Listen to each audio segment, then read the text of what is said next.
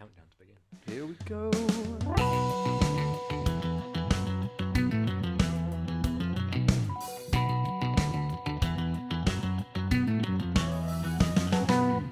Hello, everyone, and welcome back to the Sights and Sounds podcast. It's been a hot minute. It has. I'm Sam. And I'm Cameron. How you been, Cameron? Yeah, good.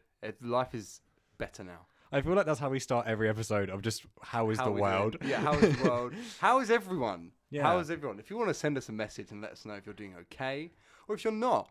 Vent We're not to Cameron. therapists. Oh, but I might be. Well, we could be. We could be. Sam might take a drastic career change. Yeah, I don't really have a career, He so doesn't. why not? This is exciting. It is exciting. Because I can touch you. Oh, God. He hasn't stopped since we started recording. No, basically, because our man Bojo has said you can see people now, because COVID doesn't exist anymore. Oh, it's fixed. It's gone. It's done. And I just wanted to should we do a quick COVID test list? Oh, God, right? here we go. So the game is, can COVID get us? Right. Right. So question number one, it's like a checklist thing. Question number one, are we inside? Yes. So COVID can get us. Yeah.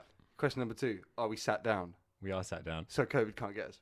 Oh, of course. I forgot that's how it works. Yeah. If you're at a restaurant and you're stood up, you are susceptible to all of the COVID. Yeah. It's creeping in every orifice. Yeah. Second you're down on that chair, Yep. you're fine. But Mask just remember, off. outside doesn't exist. Doesn't exist, yeah. Doesn't We're exist. inside, so we're currently vulnerable to all of the COVID. Yeah, but we're sat down. But all jokes aside, we are not anti-COVID.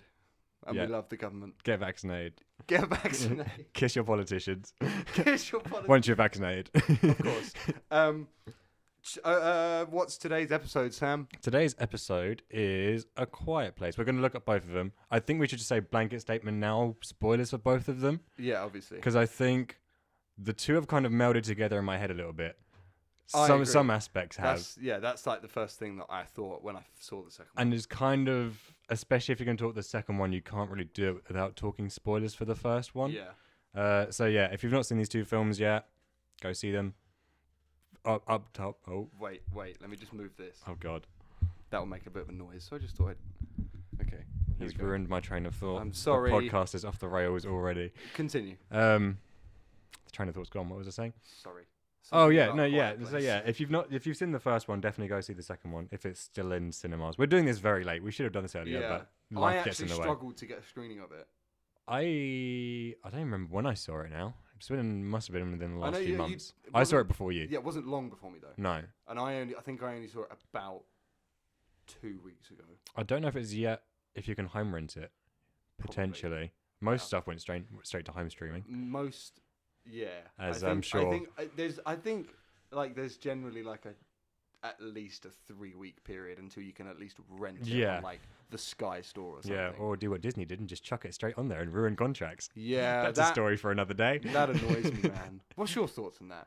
All this home release stuff. Logistically, I get it with the way the world is right now. I think COVID. With COVID, yeah, not everywhere. What I keep forgetting is everywhere is at different levels. I don't know what America's like with COVID right now or what this is the their thing, rules because are. it looks like when you look at videos of America, They're it kind looks of back to normal. It looks like everyone's fine and everyone's going out and doing stuff. Yeah. I mean, you still see people wearing masks, and I've seen videos of concerts and people. My dad is staring at us. That's ominous. Yeah. So obviously we're live in person. We're in my studio. It's not a studio. It's a a shed. summer house. It's a shed. Yeah, it's a summer house shed.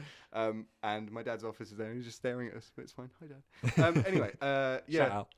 So COVID, it's not a thing anymore. Yeah, but yeah, in regards to home streaming and stuff, I get why they're doing it. Obviously, the film business was going to suffer because of this. Although it's one of those things I get, obviously, indoors is risky in that. I feel like cinema is probably one of the things you could have opened almost immediately. Do you reckon? Yeah, you're always kind of, whenever I've gone to the cinema, unless it's when we've gone to midnight screenings of Avengers and stuff like that, it's never always, packed, it's is it? never packed. Maybe that's just a UK thing. Maybe it's not cinemas aren't as busy here as they are in America. I mean, I know all the big films. I know when Twilight came out, I remember hearing a story that apparently people were sitting on the stairs because they managed to sneak in. Right, okay. Yeah, they didn't, because there was no seats. Yeah, of all the films. And they just managed to sneak in and sit on. Yeah, I mean, Yeah. Twilight was massive. Yeah, when Twilight it came was out. massive. I actually watched them. Oh god. Not in the cinema. I think I watched the first two. Lo this- and behold, they are shit. Was this of your own choice, or No, was it with someone? actually, yeah, it was. Why? I was kind of caught up in the hype. Well, not quite. I was like, oh, I'll give it a go. And I know my mum had like just bought all the DVDs because she wanted to watch them. Right. And I was like, oh, everyone talks about them, and I guess werewolves are kind of cool. So let's give it a go. The first one, I literally can remember barely any of it. I saw it years ago. The first one's like A. Right. Okay. For translation, that's all right. The first one, yeah, it was like kind of enjoyable. The second one was a bit more of a slow burn and nothing really happened. Right. So I feel like if I watched it now, I'd probably enjoy it more. Really? But I feel like I would definitely hate it. yeah, but like then, like, I say that as if, when I watched slow burns when I was younger, I hated them, but now I'm a bit more. Yeah, but I don't think I can't imagine it's a slow burn in the same way a Space Odyssey is a slow burn. Oh yeah, I don't guess. think It's you not can compare the exactly- two. Yeah, well, yeah, I guess. I don't know. Maybe we'll watch them and do a podcast. That would on actually be quite fun. them. Yeah, Maybe. blackout drunk or something. Or do the actual episode blackout drunk. Yeah. Here's the thing about werewolves, Yeah, right? So Batman's in it. I mean Robert Pattinson. My favourite thing is the fact that he just hates them. I don't know if Oh, you've ever yeah. seen any interviews where Oh, he hates There it. are- Even there whilst he are- was recording them. There are two facts in this world. Nobody hates Star Wars More than Star Wars fans. more than Star Wars fans, but actually I was also going to go with nobody hates Star Wars more than Harrison Ford. Oh, okay. Yeah. Actually, three facts. Nobody hates the sequels more than Mark Hamill, Yeah. and nobody hates Twilight more than Robert Pattinson. Yeah. You watch him whenever he gets asked about it, and you could just see the glaze go Yeah, over he his just eyes. doesn't. And just, Yeah. I don't want to But, talk like, about I this. don't know, like I remember there was a rumor going around that apparently like Zac Efron hated the High School Musical series. I wouldn't be surprised. No, he doesn't. He doesn't. Oh, okay. I remember watching an interview when he was doing the Extremely Wicked press tour, Yeah. the film about Ted Bundy, and he was asked about the films, and he was like, "No, I loved them." Oh, He was like, okay. "It was such a great experience. I loved doing it." Oh, okay. And I'm like, that made me happy. Yeah. Because I don't. Did you ever watch the films? I've seen bits. I had a sister, so it was on the TV. Well, I watched them frequently. all, and I remember when the third one, senior year, came out in cinemas, we all went to see it. Yeah. I loved them. I thought they were great. But yeah, it just kind of made my heart happy that Fair Zac enough. Efron, the star, also liked them. Okay, fair enough. But anyway, so let's continue the episode. That wasn't English. Let's continue with the episode. Didn't you say we was going to do like a horror Yeah, so This is basically the my, reason... like, yeah, so introduction? for those of you that remember and listened to the first Yeah, episode where we first one. briefly touched on horror, because I spoke about Hereditary for far too long and Cameron had to edit it right down. Yeah. Cameron doesn't do horror films. No, I don't. So, you recently... why did you watch Quiet Place in the first place? Like, what made you want to watch it? Because it didn't look sick. Like, I remember when the first one came out, I wasn't massively bothered. See, I was didn't see it in the cinema. I remember seeing all the trailers really vividly. Just never got around to it. Yeah. See, when the first one came out, I was like, oh, I guess it looks kind of cool. I like Emily Blunt. And John Krasinski, I've only really known him from, like, The Office. Yeah, I think that's You know. that's the big separation for Yeah. me. Is it's so difficult to see him Yeah, as a yeah. serious person. So I was like, yeah, I guess that looks kind of cool. But then I was like, oh, but it's a horror. So instantly I was like, I'm not going to see that because I know it will give me nightmares for 6 years. Like The Muppets Christmas Carol. But then, so I never watched it, and I was never particularly bothered. But then when the second one came out, it looked mad. And the trailers, and I watched the trailer for it, even before I'd seen the first one. And I was like, that looks kind of mad. Yeah. And I really like Cillian Murphy. Yes, It is Cillian, it's not Cillian, right? I think so. I think it's Killian. I've always said Killian. I hope it's Cillian. Well, we're gonna say Killian. I've got Irish friends. They'll kill me. But yeah, it's quite funny because that was one of the films that really got affected by COVID. Because I was still at uni. it? Yeah, well, it got delayed a lot. Because I remember I was still at uni during like Oh, of first course. lockdown. Yeah. And it was just, I remember it was just about to come out before all of like proper lockdown started. And I was going to go see it with some friends and that, and then obviously couldn't. But I remember like I stayed at uni right up until June of 2020. I'm so lost for years now. Yeah, 2020. I remember just 2004. yeah, back when I was at the supple age of 3. No, yeah, and I remember the whole time I was at uni, just all the time was just the buses still had the ad for Quiet Place 2. I could, you're right. I can remember what the poster Yeah, looks it was like. that, and it was Trolls World Tour. There were the posters on Really? on the buses all over my Trolls uni World town, Tour, man. which apparently like made loads and loads of money and like saved cinema. I thought it went on to Sky Store. Oh no, yeah, sorry, it didn't save cinema, but I know it was like the highest grossing film of the year. Because what else could people see? Or one of the highest grossing. That is a mad thing. Yeah, because I Imagine. guess schools are kicked out. What else you can do with the kids? Chuck on Trolls 16 times a week. But yeah, I mean, in terms of what made me want to watch the movie, I just thought it looked sick. Yeah, and you've watched a kind of horror. I don't know. I think you watched it before. You watched Alien. I before did you watch watched Alien. This. Oh And I my want to God. talk about Alien when we talk about this because I Okay. think there's a lot of cues from Alien that are in this film. Do you think? I think so. There's little parts. We'll get to it. Yes. So I watched Alien. I actually watched it. It was a really good day for me. Okay, I was ill. I was at uni, and it was the one day of the whole year that I didn't go in because I was really sick. It wasn't COVID or anything. I was just really sick, and we had like assessments in a few weeks. So I was like, I need to rest. Yeah. Now, usually when I'm like that, if I stay at home for something, I'm like, okay, if I'm at home, I'm going to do something productive. But this time I was like, no. Film. Not today. I watched 3 movies nice. in a day. It was glorious. It was probably the best day of the year. Okay. If any of my teachers are listening, that is not true. If your girlfriend is listening, that's not true. oh yeah, and her. But yeah, it was a great day. I watched The Matrix, Great film. which I finally got round to watching. Yeah. I loved it. It was We definitely need to do a Matrix trilogy episode because I have opinions on the sequels. I need to finish it. So yeah, loved The Matrix, and then I watched Alien. Okay. And I was like watching it, and I was like, "Oh my god, this is mad!" Yeah. Like the whole time, it went straight into my top 10. Oh wow. Okay. Straight away. The whole time, it just it started. The first sort of 10 minutes, I was like, "Okay, this is where we're at. Yeah. The world has been set. The characters have been set. This is great." And then John Hurt had a thing coming out of his chest, and I was like, "Oh, That's where we're going with this. oh, okay." One of the most iconic and best holding up special effects ever. Oh yeah, looks brilliant. Yeah. And John Hurt. I man. think from memory, this is going to turn into an Alien episode. From memory, the crew didn't, or the crew, the rest of the actors knew something was going to happen in that scene, but they didn't know it was that or something like that. Or Really? they didn't know exactly what was going to happen. See that? So a lot of their shock is like real. that was it like I'm pretty sure like Christopher Nolan does that a lot, like in Probably. the Dark Knight trilogy, Randomly particularly just with like. started spinning hallways that Joseph Yeah, Gordon-Levitt was yeah. in. Joseph was just like, oh, what's happening? This is not Inception. Why am I spinning? Alien was awesome. Yeah. So I I'd say that's loved kind it of so much. your first introduction to horror. I don't know. Have you seen anything before that? Like actually sat down and watched a horror film all the way through before that? The Muppets Christmas Carol. Obviously, The Muppets Christmas Carol goes without saying. I'd watched bits, and this is kind of the main film that really like Stuck out. put me off horror. Was The Woman in Black. The Yeah, I movie. think that was probably the first one that I saw. Really? Well, actually, no. That was the first one that I watched, where I actually sat down and watched it. Oh, okay. My first exposure to horror, I guess. I remember it so vividly of like, I don't know what year I would have been in. I was very young, like younger than 10, I imagine. And for whatever reason, I can't remember if I had the day off. I was definitely at home, and then my sister was at home, and she had a friend around. I was downstairs on my laptop playing something, maybe Minecraft. So yeah, I must have been very young, and they watched Wrong Turn, and I was downstairs, and I was traumatized. Oh, really? Like I had to go upstairs. I was terrified of it.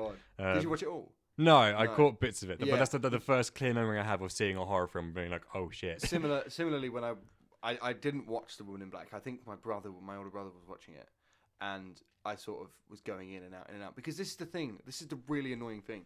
Like, I can't tell you how much I want to watch horrors, Yeah. because I think they're so interesting. Yeah. And I'm like, damn, that looks cool. Or like, it's obviously like I'm always drawn in by suspense and tension Yeah. and stuff like that, and like, you know, you just don't get that in like dramas. I think You this can. is why well, yeah, no, you do, but it's a different kind of tension. Yeah, it's a different agreed. kind of suspense.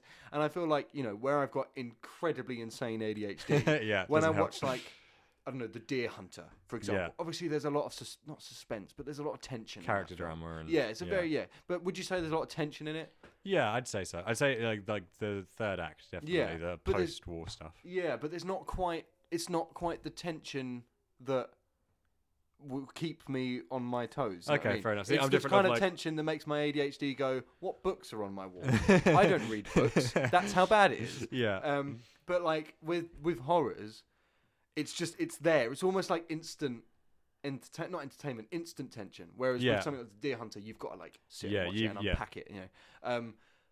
So yeah, and I remember watching The Woman in Black and genuinely being terrified. Like I think I was like 13.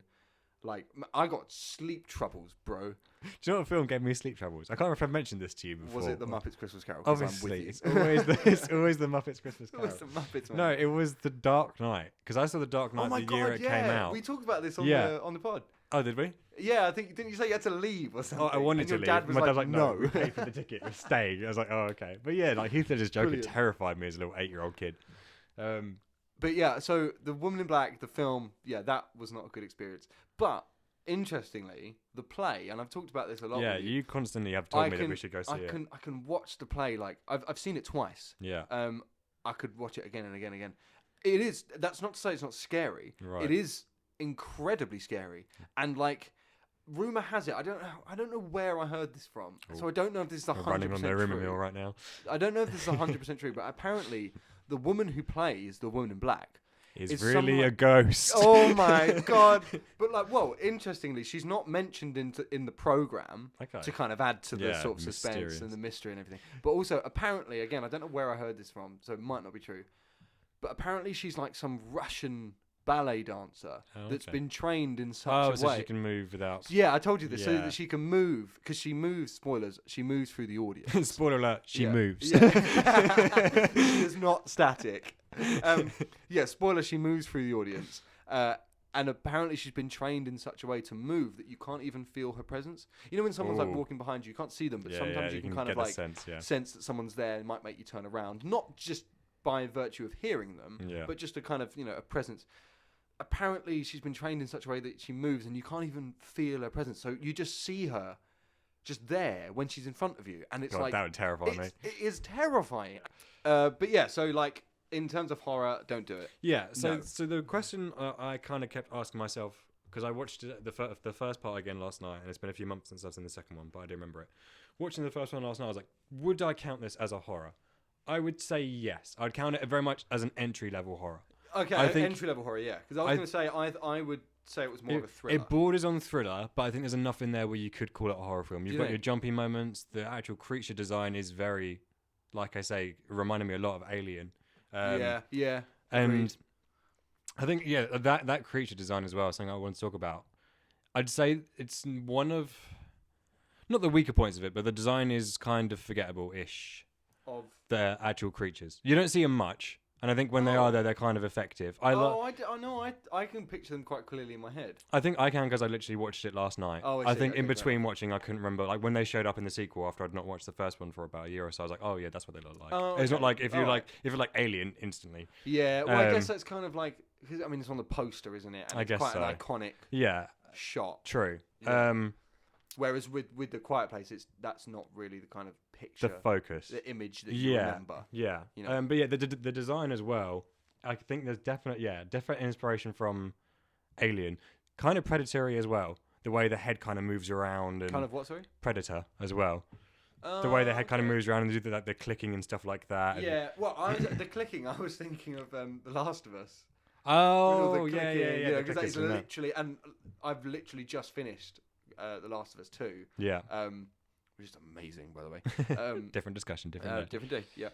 Get carried away. But, like, they literally sound exactly the Yes, same. yeah, they exactly do. the same. And also kind of looks like Venom as well. Like the mouth is very Venom. Do you think? Yeah, very much so. We've got a Venom 2 trailer. Do not care. Do you not? No. I mean, I guess it looks kind of fun and It's dumb. just, I don't know. I mean, it doesn't look amazing, but I mean, I'll probably go and see it. I wait till it goes on streaming or something. I don't really care about Yeah, it. I guess so.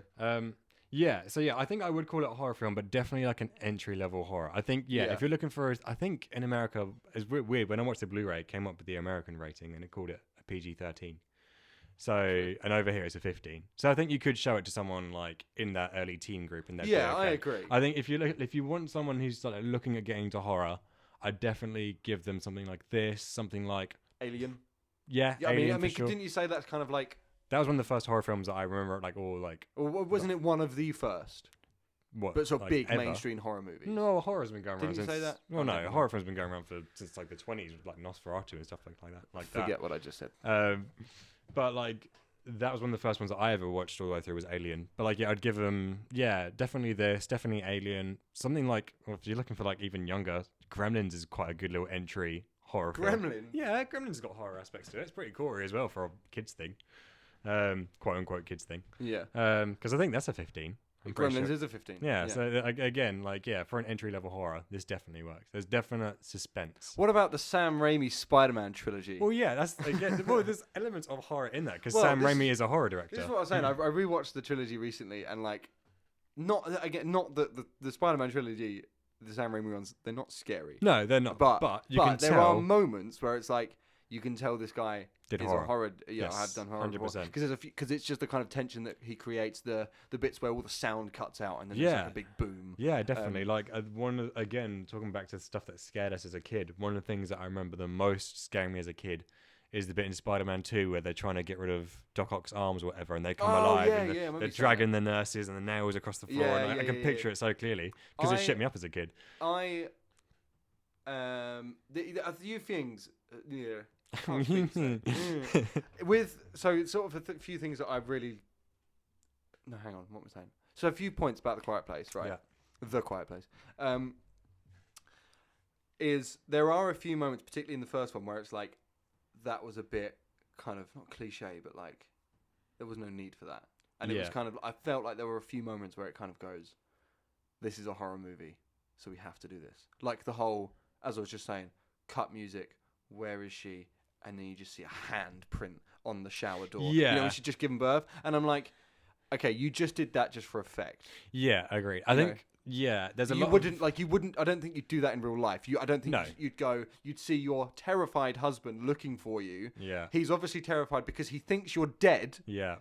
And then you just go, boom, on the side of the shower. Yeah, I guess so, I think, yeah. do you know what I mean? And I'm like, that was such a, it was cool because I feel like it was probably some sort of callback to the original tropes of a horror movie. Kind of. It's a very, like you said, it's a very cliche horror thing to but happen. I was just kind of thinking I'm a real sucker for much more sort of naturalistic stuff. I'm agreed. Yeah, I think that because with that scene could have worked a bit better if it just used natural sound of just the sound of her hitting the thing, which wouldn't be as loud. Yeah. But when it happens, there is that music sting that goes with it that makes it a jump scare. And and it's like you didn't need to make that a jump scare. Yeah, you could there's enough of a shock in there and surprise on its own without making it. Yeah, I agree. And that's really the only kind of criticism I have. I've got two. I've got two kind of big criticisms. Are we just doing anything at this point, or do we want to keep a... Okay, no, we'll talk about good things first. I'll get to my criticisms later. Okay. So one of the things, obviously, you spoke about a lot is tension. There is tension in this film the whole way through. Which one? Both of them? First one. Okay, well, yeah, both of them. Yeah, for a fact. There's little moments where you're like, okay, maybe you can kind of relax. But for the most part, you're constantly watching exactly what they're doing. Yeah. Are they going to make a noise? Like the whole bit with the nail on the stairs, that got my skin up the whole time. I remember watching it. Obviously, I only watched it a few weeks ago in my room. Yeah. And I was literally, I'm in my bedroom, man. And I was literally going no, the nail's there. No. Yeah. And then literally every time after that, when someone goes down the stairs, I'm like, nail. Yeah, that's literally me. The nail. And also, in the second movie, the nail's still there. Yeah, well, the second one actually picks up 20 seconds after the first one. Remove the nail. Yeah, just move it down. You've stepped on it. Yeah. You know it's there. Yeah, that kind of bugged me a bit. She obviously saw that it snagged on something when she's pulling the laundry over it. What was it? It was like a bag. It's like a bag of not laundry or something, whatever, like sound counselling stuff maybe. But but she sees it catch on something. You're like, you check that. Yeah. You're this is an important staircase. Yeah. In a place where we literally cannot make noise. Yeah. Should probably check that. Again, small nitpick. Yeah. I thought in the second one it was cool what they did with the baby. I thought that was really, really smart. Because obviously John Krasinski wrote it, right? Yeah, and directed. He's a clever man. He's a clever man. The whole thing about obviously it was explained in the first one, was it? Where it kind of all blends into one. Yeah, agreed. Which is not a bad thing, in my opinion. Yeah. And I'll get onto that in a sec. But the whole thing of if there's a lot of noise near you, as long as you make noise that's not as loud as that, then you're fine. Yeah. Which is the whole waterfall thing. Yeah. So they made that whole water room. Yeah. And with the waterfall and everything. So if the baby cries, you just take it behind the waterfall. I think that's what happens. I thought that was so cool. Yeah. Because I think, one of my favorite things about these two movies is I've never seen anything like it. Yes. So I think the kind of lore that has to be made around it is so interesting. But then the ways he's written ways around the lore. Yeah. So how to, we've got a baby. The baby's going to cry. We can't stop that. How are we going to get around that. Yeah, so obviously you got the box thing with the gas mask. And You've all got that the kind of box, you've got the gas mask, and then you've got the waterfall thing because of the law of as long as you're making. Yeah, so one of my favourite things watching the first one yesterday, and again, I'm sure it's in the second one as well, is it doesn't treat the audience like an idiot.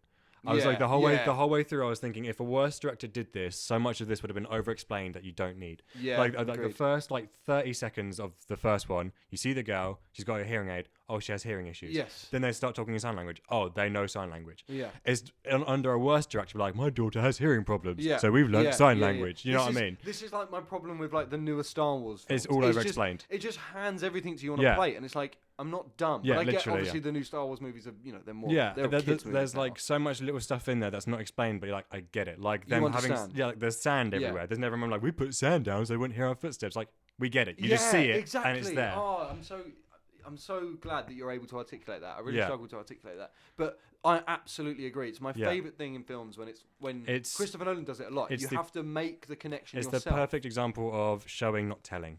Yeah, and that's what these films do very well. Is it treats the audience as someone who can understand things. Yeah, and that's my favourite thing when directors do that. So I'm glad exactly. There's a lot in this where you as the audience figure out what's going on. Yeah, and it doesn't bat you over the head with it. Like you understand the rules of this world. And one of the things that I like about it as well is it just chucks you in. Like the first thing you see is like day 87, something like that. Yeah. Like you don't need what I like about what the second one did compared to the first one is you don't need that initial story because in the story that it's telling, it's not important. It's not important. You're following this family and what they're going through right now. You don't need to have the world that they live in. They're currently in. That. Yeah. You get a sense of what's going on. There's little context clues, like you see newspaper clippings of like its sound and stuff like that. You work it out, kind of thing. You don't need that like. Yeah, so like in a worse film or a worse directed film, it would have been that day 87 start, cliffhanger a bit with what happens with the kid. Here's day one and here's what everything leading up. Yeah. You don't need that. No. Put it in the sequel. It's good to have it in the sequel and open with the sequel because you don't need it in the first one, but for fans who like the first one, it's cool to see it in the next one. It's cool to see how it all started. And I thought that, and I remember you texting me saying, Quiet Place 2 is brilliant. The opening scene is like one of the best. The whole opening sequence I thought was fantastic. It's so well directed of seeing that sheer panic and what happened and like the I thought that was so interesting. It was amazing, and I loved that, and I just loved to see it because, like you say, you didn't see it in the first one. You didn't necessarily need to. No, you got what was going on. But now that you understand the world that they live in, and I just think this is so clever of John Krasinski to do this. Now that you understand the world that they live in, you've seen a whole story of the world that they're in. Yeah. And now we get to the second story. So then they just kind of tease you, or they just go, all right, here's a bit more. Here's how it happened. And I think it makes it so much more interesting because you already know what the world is. Yeah. You already know it. So now to see after you know it, how it started, so much better. Yeah. So much better than doing it at the start. Yeah, agreed. And I think that's one of the best things I can say about this film is for 99% of it, it's very competently done. There's only, like I say, I've got a few nitpicks. I want to quickly say, this is actually no. I'll go for something a good thing, right? So about A Quiet Place 2, the reason why, one of the main things why I loved it, this is my favorite thing about sequels in general. Yeah, is what happens. This is very much providing that the first one is good. Yeah. So you take the first one, you take what was great, what worked about the first one. Yeah. You make the second movie, you take all that, and you ramp it up by 1,000. This is why I love The Dark Knight. Okay. Because it took Batman Begins. Yeah. It took what that did well, what was great and fantastic about that, and ramped it up by 1,000. Yeah, fair enough. A Quiet Place did exactly the same thing, I think. Yeah. It took the first one and went, okay, let's do that. Because we have to, because we're still in the same world, we still got the same characters, we still need to keep the same tone. Yeah. But let's tell a different story, so we need to ramp it up by 1,000. Yeah, I like the fact that as well, it's a continuation of the story that's logical. Yeah. And in doing so, you also reveal more about the world and other things that are going on. And I thought it was so cool to kind of explore that whole little island bit where they just live fine and peaceful. Yeah, it's like stuff like that and the weird like water people that were by the dock and stuff like that. Like, there's like other weird stuff going on. Yeah, see, when I saw that, I thought it was going to go down like a Last of Us 2 kind of vibe. Okay. So with The Last of Us 1, it was very much about surviving in the world. Yeah. Whereas in the second part, it was all about like meeting different gangs and trying to survive. And I was like, oh, is this going to be like that? Which I was like, that would be cool. Yeah. And I still think it kind of did that a little bit. I still think it took a lot from, whether they did intentionally, but I can definitely make a connection between the Last of Us series and Quiet Place. As I said, the first Quiet Place movie is very much about surviving in that world and how to take down the monsters and everything. Yeah. Similarly, in The Last of Us 1, it's very much about, the majority of the game is very much about surviving in that world. And then the second one is all about meeting new people. Right, okay, yeah, You know, meeting new people, surviving with new people, which is very prevalent in The Quiet Place Part 2. You know, they don't meet Cillian Murphy. They obviously already know him, but they meet him. They see how he lives. Yeah. And it's interesting to see, because obviously the first film, we saw how they live. They live, you know, they eat off leaf plates. Yeah. They get fish. Yeah, you just see how they live, how they cope in the world. And I was like, oh, that's cool. But all the time I was kind of thinking, not sort of consciously at the time, but after I watched it, I was like, I wonder how other people do it. Yeah. Do they all do that? Yeah. And then we saw what Cillian Murphy does. Yes. He lives in this like water well thing. Yeah. And he's got like a little hatch where you can make noise for 6 minutes before you lose oxygen. Yeah. And I'm like, that is interesting. Yeah. And I think that's what you want to do with a sequel. Yes, agree. It's all because what you're doing is you're expanding the world. You're expanding the story that you've already told. Because I'm seeing a lot of criticism about A Quiet Place 2 that they're saying it's just the first movie again. I'm like, it's not. It's really not. It's not. It is in the sense of it's the same characters. They're still in the same world. And they're still the same threat. They're gonna face the same kind of obstacles. They still have the same threat after them. Yeah. But at the same time, it's like, why would you want something different? Because then it's a different film. Yeah, exactly. Yeah. You know, and I think he did it so perfectly. Where, as I was saying, he took the first one and then ramped it up. He expanded the world. He showed you more people. He showed you how other people live. Yeah. You know, he showed you how other people are quite well coping with it, where they realised the creatures can't swim. Yeah, exactly. We had a question about that. Did you see it? Someone asked. Yes. It was on. I put a poll up on Instagram about what they thought. And this person said, Chloe Bayliss, her name is, she's been very active over the previous podcast episodes, an avid supporter of the podcast. Thanks, Chloe. She said that she preferred the second one. Yeah. So much more like suspense and tension. But she was just confused about whether the monsters can swim. Yeah, so I thought we could clear this up. They don't swim. The one got to the island on the boat. Yeah. Or was it already on a boat? Was it on the boat they went over on? That's what I got confused about. I think it was already on a boat. Yeah. They got over on a different boat. And monsters on a set, I think. And it drifted over. And I think it just managed to drift over. Yeah. So that's what that was the one criticism I had for the second one. Was like, that's not clear. Not that it wasn't clear. I almost felt it was kind of like contrived. Oh, really? Yeah. Yeah. The monster drives a boat. It doesn't drive a boat. It just kind of floats over. And then a steamboat really cut away.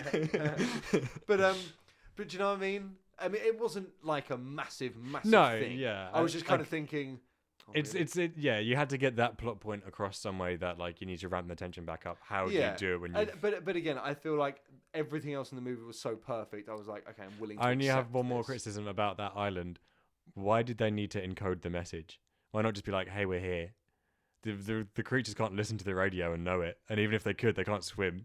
Because I think that's a good point you've made, and I've not thought about that before. But my counter to that would be, they're probably aware that there's a lot of crazy people, like the people they met at the docks. Yeah, so they want smarter people. So they probably only want people who are smart enough to figure it out and care enough to figure it out. You get crazy smart people though. No, yes you do. Yes you do. But they're probably, you know, when that gang of people they met on the docks, they look for instant things. They don't really strike me as the kind of people that would sit there and try and figure things out. Yeah, like I say, it's like a tiny nitpick. In what I would probably call a perfect sequel. It's very difficult to I would say it's a perfect sequel. I think I still prefer the first one because the first one is the first and it's such a unique concept. Oh, okay. See, I'm going to say the second one. Okay, because of all the reasons I've just said. The way it was such a perfect sequel and the tension was great. And and this is something that I remember a friend of mine saying when she saw the film. She said that John Krasinski has really found his like directorial style.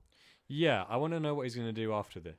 Yeah, That's what I I'm agree. curious about. But I We'll loved, circle back to that later. I loved all the kind of cross cuts that he was doing Yeah. between the different stories, Cillian Murphy's story, then what Emily Blunt was doing Yeah, versus yeah. what the kids were doing. Yeah. And I'm like, this is really cool having that all cross cutting because. Now, I'm not to say it's a particularly unique thing to do because it's been done before, but nothing springs to mind as prevalent as that.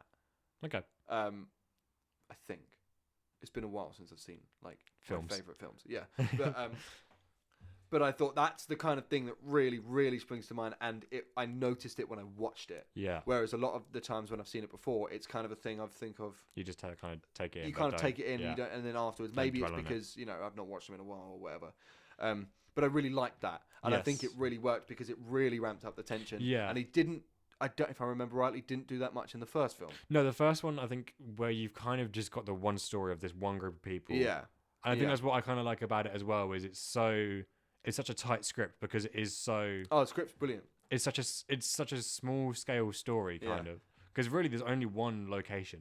It's just, for the most part, it's just the farm. In the first one. It's the farm and that shop you see at the beginning. Yeah, mainly it's, and like even creek. still with the shop, it's still in a very sort of. Yeah, like you it's can all very. still tell they're in. It feels very, and what's good is It's just Gillingham, isn't it? It's basically just Gillingham. Just Gillingham. It makes you feel claustrophobic when it needs you to. Do you think? Yeah. So that the moments in the house and stuff, it's all very like the shots are very tight, and you're like. But then when there's that kind of the breathing room of when they're outside, it kind of does, like the camera pulls out a bit, and it feels more. Like, it's little subtle things that can help make you feel relaxed or tense when it needs you to. Yeah, another thing as well. This is the thing that I've been thinking about a lot with films and TV.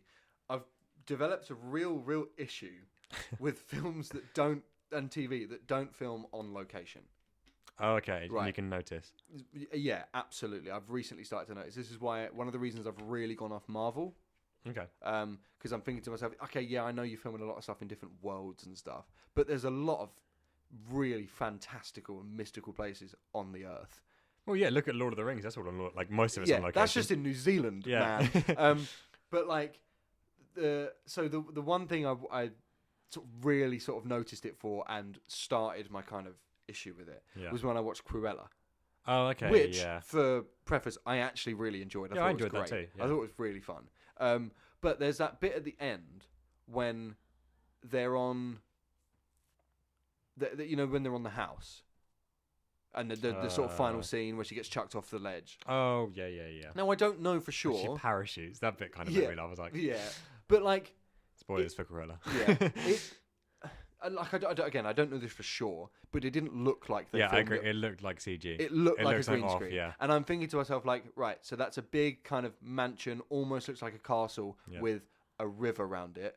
Are you telling me you couldn't find somewhere just in the southeast of England like that doesn't look like that? I'll give you one. Leeds Castle. Dover Castle. Hey? Dover Castle. Leeds Castle is 20 minutes down the road. Rochester Castle is round the corner. Exactly. I'm like, are you really telling me that you couldn't? I don't know why. Yeah. Because it's not like they couldn't find. Maybe it was practical. I don't know, but I know what you mean. It had that weird Disney sheen where things don't look quite. It didn't look real, did it? And like the CGI dogs just annoyed me. Oh god, yeah. Like I'm like like the bit where the woman got kicked off the. This has turned into a Cruella review. Quick point: the bit where the woman gets kicked off a ledge by a dog made me laugh. I don't know if it was meant to. The dogs, they just didn't look great, and I'm like, get a dog. I've not seen the original 101 Dalmatians. I saw the live action one as a kid. Yeah, because there's the original cartoon and then there's the and I think they're all like real dogs. Yeah, I'm pretty sure it was. And it definitely would have been. They could have CGI'd dogs. Just get a dog. Spend a bit of money.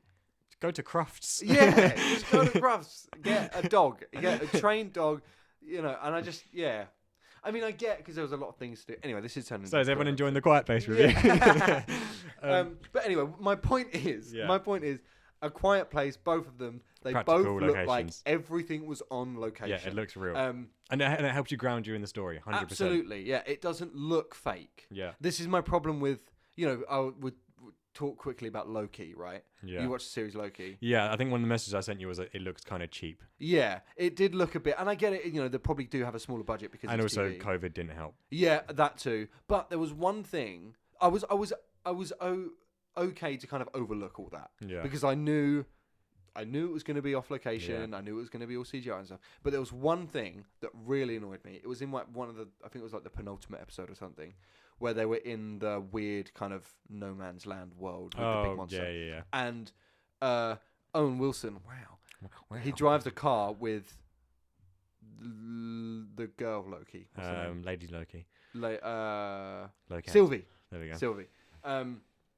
He drives a car, and even the car looked like CGI. Yeah. And I'm like, are you really saying you couldn't just get a car. You couldn't just get a real car? Borrow mine.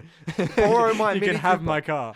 Borrow my Mini Cooper. Owen okay? Wilson, get in my car. For free. Wow, thanks. For free. Okay? But no, honestly, really, you couldn't get a real car. Yeah. Now again, I don't know if maybe they did. Maybe it was on location. Maybe that place is a real place and there was no CGI. There's a giant real cloud monster that they got. Maybe there's no CGI whatsoever. But like, it just didn't look like it. I've started noticing with the Disney stuff, and the best way I can put it is the Disney stuff has what I'm going to call the Disney sheen, where everything looks too polished. Yeah, do you know what I mean? agreed. There's no rough edges on things. Yeah, like, I agree, and even the stuff that's meant to look rough doesn't look rough. Yep. It's weird. Anyway, back to A Quiet Place. Quiet Place. So yeah, everything's filmed on location. I just think it looks so much better. Yeah, it looks so much better, and you're right. It grounds you in the story. Yeah, one of the biggest praises I can give to this film is obviously a lot of it is dialogue free. I wonder. I'm so curious about this. There's another film that recently had. What was it? Mad Max. Where could you watch this with no audio and get it? I think you could. I would say more so Quiet Place 1. Yeah, definitely 1. I think you could. I could. I reckon you could get away with it well enough to still understand what's going on. Yeah, I but think you'd get I don't think it would be as good as an experience. No, definitely not, because the audio is some of the best parts of it, especially the sequel. Yeah, no, I would... In terms of dialogue, yeah. There's like 6 lines with in the the first one. Yeah. I think you could watch it without dialogue. Again, I don't think it would still be as good, but...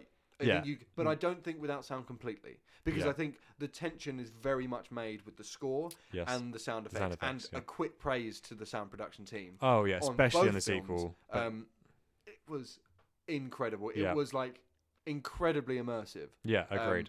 Fantastic. If you can see it in a cinema, I think its cinema run must have finished now. I think it's just very hard to track down. Yeah, if you can see it in a cinema, do it, because the surround sound, it really lends to the experience. Absolutely. Or if you've just got a good sound system at home or a good pair of headphones. Well, I watched. Here we go again. There we go. Sponsored by. Yeah, I watched the first A Quiet Place film in my room with my new Sony headphones. This podcast was brought to you by Sony. No, it they is didn't. Not. Venom 2 out soon. Don't sue us. We're praising them; they'll be fine. Oh, even though I did slander. No, honestly, they are sick headphones. Like, I highly recommend them. This is now turned into an advert. I promise you, we're not getting paid to do this. Don't go see Venom 2 though; it looks like a shit. Oh yeah, that's Sony too. Yeah. Buy a PlayStation, get the headphones. Sack off Venom. Don't see Venom. No, I will see Venom. Sony, a family brand. This is not a Sony podcast, I promise. It is. Please hire me, Sony. Stop. I need a job. The pandemic ruined me. Yeah. I'll take anything. I love Venom. I'll make Venom 6. Anyway, so my initial point, what I was going to say about the whole silent film there is a lot of face and eye acting in this, which I imagine you're an actor. That must be hard to pull off. Like you get a complete sense of what they're going through purely on like expressions and massive like kudos to the actors. Like, they're so good. Yeah, the actors in these films are so good. Yeah, one of my biggest praises as well, and I made a specific note about it, is the kids aren't annoying. And for me, a film can like be made or broken. Make or break. I completely with an botched annoying kid. Yeah, 100%. Like, I'd say like the best example is something like this, especially in the sequels. The kids are like, they do a job and they're good. Yeah. I'd say the film that walks the line the most of like, I nearly hate these kids, is the first Jurassic Park. Those kids really kind of teeter on the line of being annoying. I think it's kind of the point. It's 80s cringe. Yeah. You know what I mean? But then... Not cringe, 80s like cliches and stuff, you know? There's like 2 examples of like done well and done poorly for me. And they're both very similar. Stand By Me. Yeah. Thoroughly enjoyable, and the kids are realistic for an 80s thing. Somewhat realistic. They talk like kids. Yeah. And it's I'd say realistic, probably not in terms of script and dialogue. No, well, I don't know. I wasn't alive in the 50s, so I don't know how they spoke. Yeah, yeah, I guess so. Yeah, carry on. And then the opposite for me is Goonies. When I watched the Goonies, I was just annoyed and I had a headache the whole way through. It's just kids yelling for 2 hours. It's a weird. It's a weird film, and just every line is yelled. Yeah, and I was so annoyed. An hour in. It's. I feel like it's very much a cult movie. Yeah, I think unless I think it's because I didn't grow up with it. But watching it as a 20-year-old, I was like, I hate this. But when I watched it years and years ago, I remember my dad came home with like a bunch of DVDs. One of them was a Back to the Future trilogy. Nice. The other one was, I think we had like one of the Pink Panther movies. Oh God, I remember those with what's his face. Good fun. Yeah. I remember Steve Martin. That's it. I do remember like laughing out loud when I saw the second one in the cinema. Like quite belly laughing. I was a kid, so maybe it didn't take much to make me laugh. But anyway, Pink Panther reviews coming soon. Yeah, it's got Jean Reno in it. Sure, my man Leon. Why not? All right, we'll watch it. What was I saying? Oh yeah, Pink Panther. So yeah, he came home with loads of DVDs, and one of them was Goonies. Yeah, I think he just came home with a load of movies that we had stole to watch from HMV. Maybe, or just like films that we just couldn't go without watching. Yeah. Why one of them was a Pink Panther, I don't know. But iconic cinema. We move. And we watched. I remember watching the Goonies and kind of not thinking much of it, and I was kind of like, yeah, it's cool. Yeah, I watched it the other month and I hated it. Yeah, it's odd. But yeah, the kids in this, they are actually good characters and actually good actors as well. That's also the other thing of if you get a kid, it's such a gamble if they're going to be a good actor. Yeah, 100%. Well, this kid, I'll research it now quickly. So this kid, his name is Noah Jupe. I think I've got his name right. He's in a lot of films. Okay. He's doing really well recently. He was in Le Mans 66, also known as Ford versus Ferrari. Oh, was he? He was in that. I can't remember him in it. I'm just looking at his filmography. Amazing performance. We can't remember him. Yeah, but I mean, regardless of whether you can remember him or not, he was in a big film with Christian Bale and Matt Damon. Would have been worse is I probably would have remembered him more if he was annoying. There you go. I can picture the kid. Another annoying kid of the kids in Jurassic World. I can picture their faces clearly because they pissed me off for the whole film. I never actually watched the first Jurassic World. I watched Your Notebook is Jurassic World, bro. Yeah, because I was in Florida and I was like, that looks cool. It's leather. I'm a musician, so I have to buy a notebook and write all my lyrics in it. They were just full of bad lyrics and podcast notes. But yeah, he's doing really well recently. He's in this new film with Morgan Freeman. Is it Morgan Freeman? Not Morgan Freeman. Don Cheadle. Never mind. Same person. And Benicio del Toro. Oh, okay. And David Benicio, Harbour. Bro. It's Benicio. Benicio. What did you say? Benicio. Oh, shut up, man. Benidorm del Toro. Listen, I am a man of culture, I promise. And John Hamm. Oh, nice. And David Harbour. Directed by... I don't know him, so never mind. But he's in that. It's quite a big movie. Obviously, the Quiet Place films. Le Mans 66.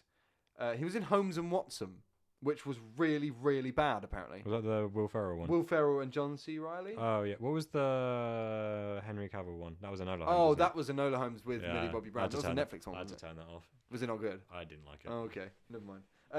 I love Mark Hamill, though. Not Mark Hamill. What's his name? Henry Cavill. Henry Cavill. They rhyme. It's fine. I do like Mark Hamill. Mark Hamill as well. This is now the Mark Hamill episode. The Mark Hamill show is sponsored by Sony. Venom 2 in a cinema near you. But no, I like Mark Hamill. Yeah, He's just a nice, wholesome guy. Agreed. He's a child. Like you see... Mark Hamill, he's a child. Aren't we all children in the eyes of God? Like interviews, and he's just so like enthusiastic. Yeah. He's like, yeah, you know. Is that your Mark Hamill impression?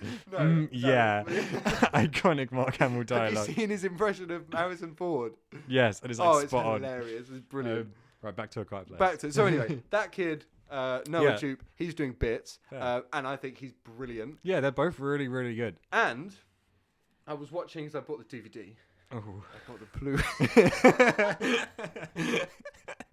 This is brought to you by Blu-ray. Buy Venom 2 on Blu-ray. Oh no! Okay. This went off the rails fast. So I bought it on Blu-ray. Nice. It was like a limited edition thing, and it had the what did it have? Like special features stuff. Yeah. Like behind the scenes stuff. that I watched like literally straight after I watched the film. Yeah, because I got it on Blu-ray as well. Blu-ray. I watched it straight after because it's only an hour 30, Yeah. which is what we love, which I'll get onto in a sec. Yes. But yeah, and they were talking about it, and John Krasinski was like amazed by Noah. Yeah. And about how amazing he was, and he was saying like, this kid's like giving me acting lessons every time he's on screen, and I'm like, Well, King. my man, saying good things about the kids. Come on, Yeah. Go on, John Krasinski. go on with John Krasinski. Love doing The Office. Yeah, and I'm pretty sure Emily Blunt was very sort of, she praised the kids a Yeah. lot. But interestingly, I don't know if you know this, the daughter is a deaf actress. That makes sense. Yeah, that's She's what I was actually thinking. deaf. Yeah, that makes sense. That's why it's good to hire people I like agree. I think a lot of the times, people get a lot of stick for like, oh, you can't have people telling those kind of stories because they're not actually those kind of people. Yeah. And I think most of the time it does make for a better performance if you have an actor who is actually, a character, an actor playing a deaf person. Yeah. Sure, they can do a good job if they're not. But they're not going to actually know deaf, what's 'cause actually. Wasn't there a film? I think it was with Al Pacino where he plays a deaf person, or I'm not sure. hard of hearing, something like that. Do you know about the Jared Leto blind person thing?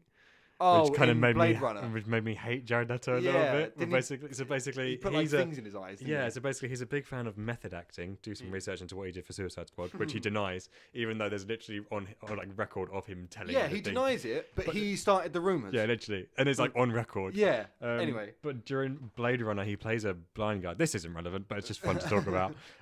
He plays a blind guy in that, spoiler alert, for that film that came out like 5 years ago. spoiler. I still didn't see it. You do. You have my copy of it on I Blu-ray. do still have your copy of it. Yeah. And like the whole time he was on set, he had like blind contacts in. Yeah, I and heard like about that. behind the scenes, he had to have people like escort him around. I'm like, A, just get a blind guy. B, if you're Yeah. gonna get someone who's not gonna be a blind guy, don't do that. Yeah, That's like agreed. borderline offensive. It's just I'm just looking for this movie that Al Pacino did, because he I'm pretty sure he won Oscars for it. oh really? Yeah, like it was a really really good performance. Oh, okay.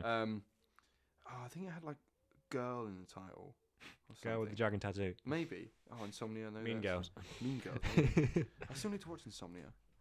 Scent of a Woman. That's the one. it. Scent of a Woman. He plays. I swear people. He hate plays that. a blind man. Oh, okay. Um, I swear people hate that film. No, actually, I've heard nothing but good things Oh, about okay. that. Interesting. Yeah, like I follow a lot of like movie pages on Instagram, and apparently that always comes up. Fair enough. Have you not seen that scene where Al Pacino's like in the courtroom? Oh yeah. I think yeah, that's from yeah. Scent of a Woman. Oh, okay. I think. But anyway, he was praised for that performance. So you do get some Yeah. where stand-up they're like performances. they're not blind, they're not deaf, and they have to play a blind or deaf character, or something like that, and they do really well.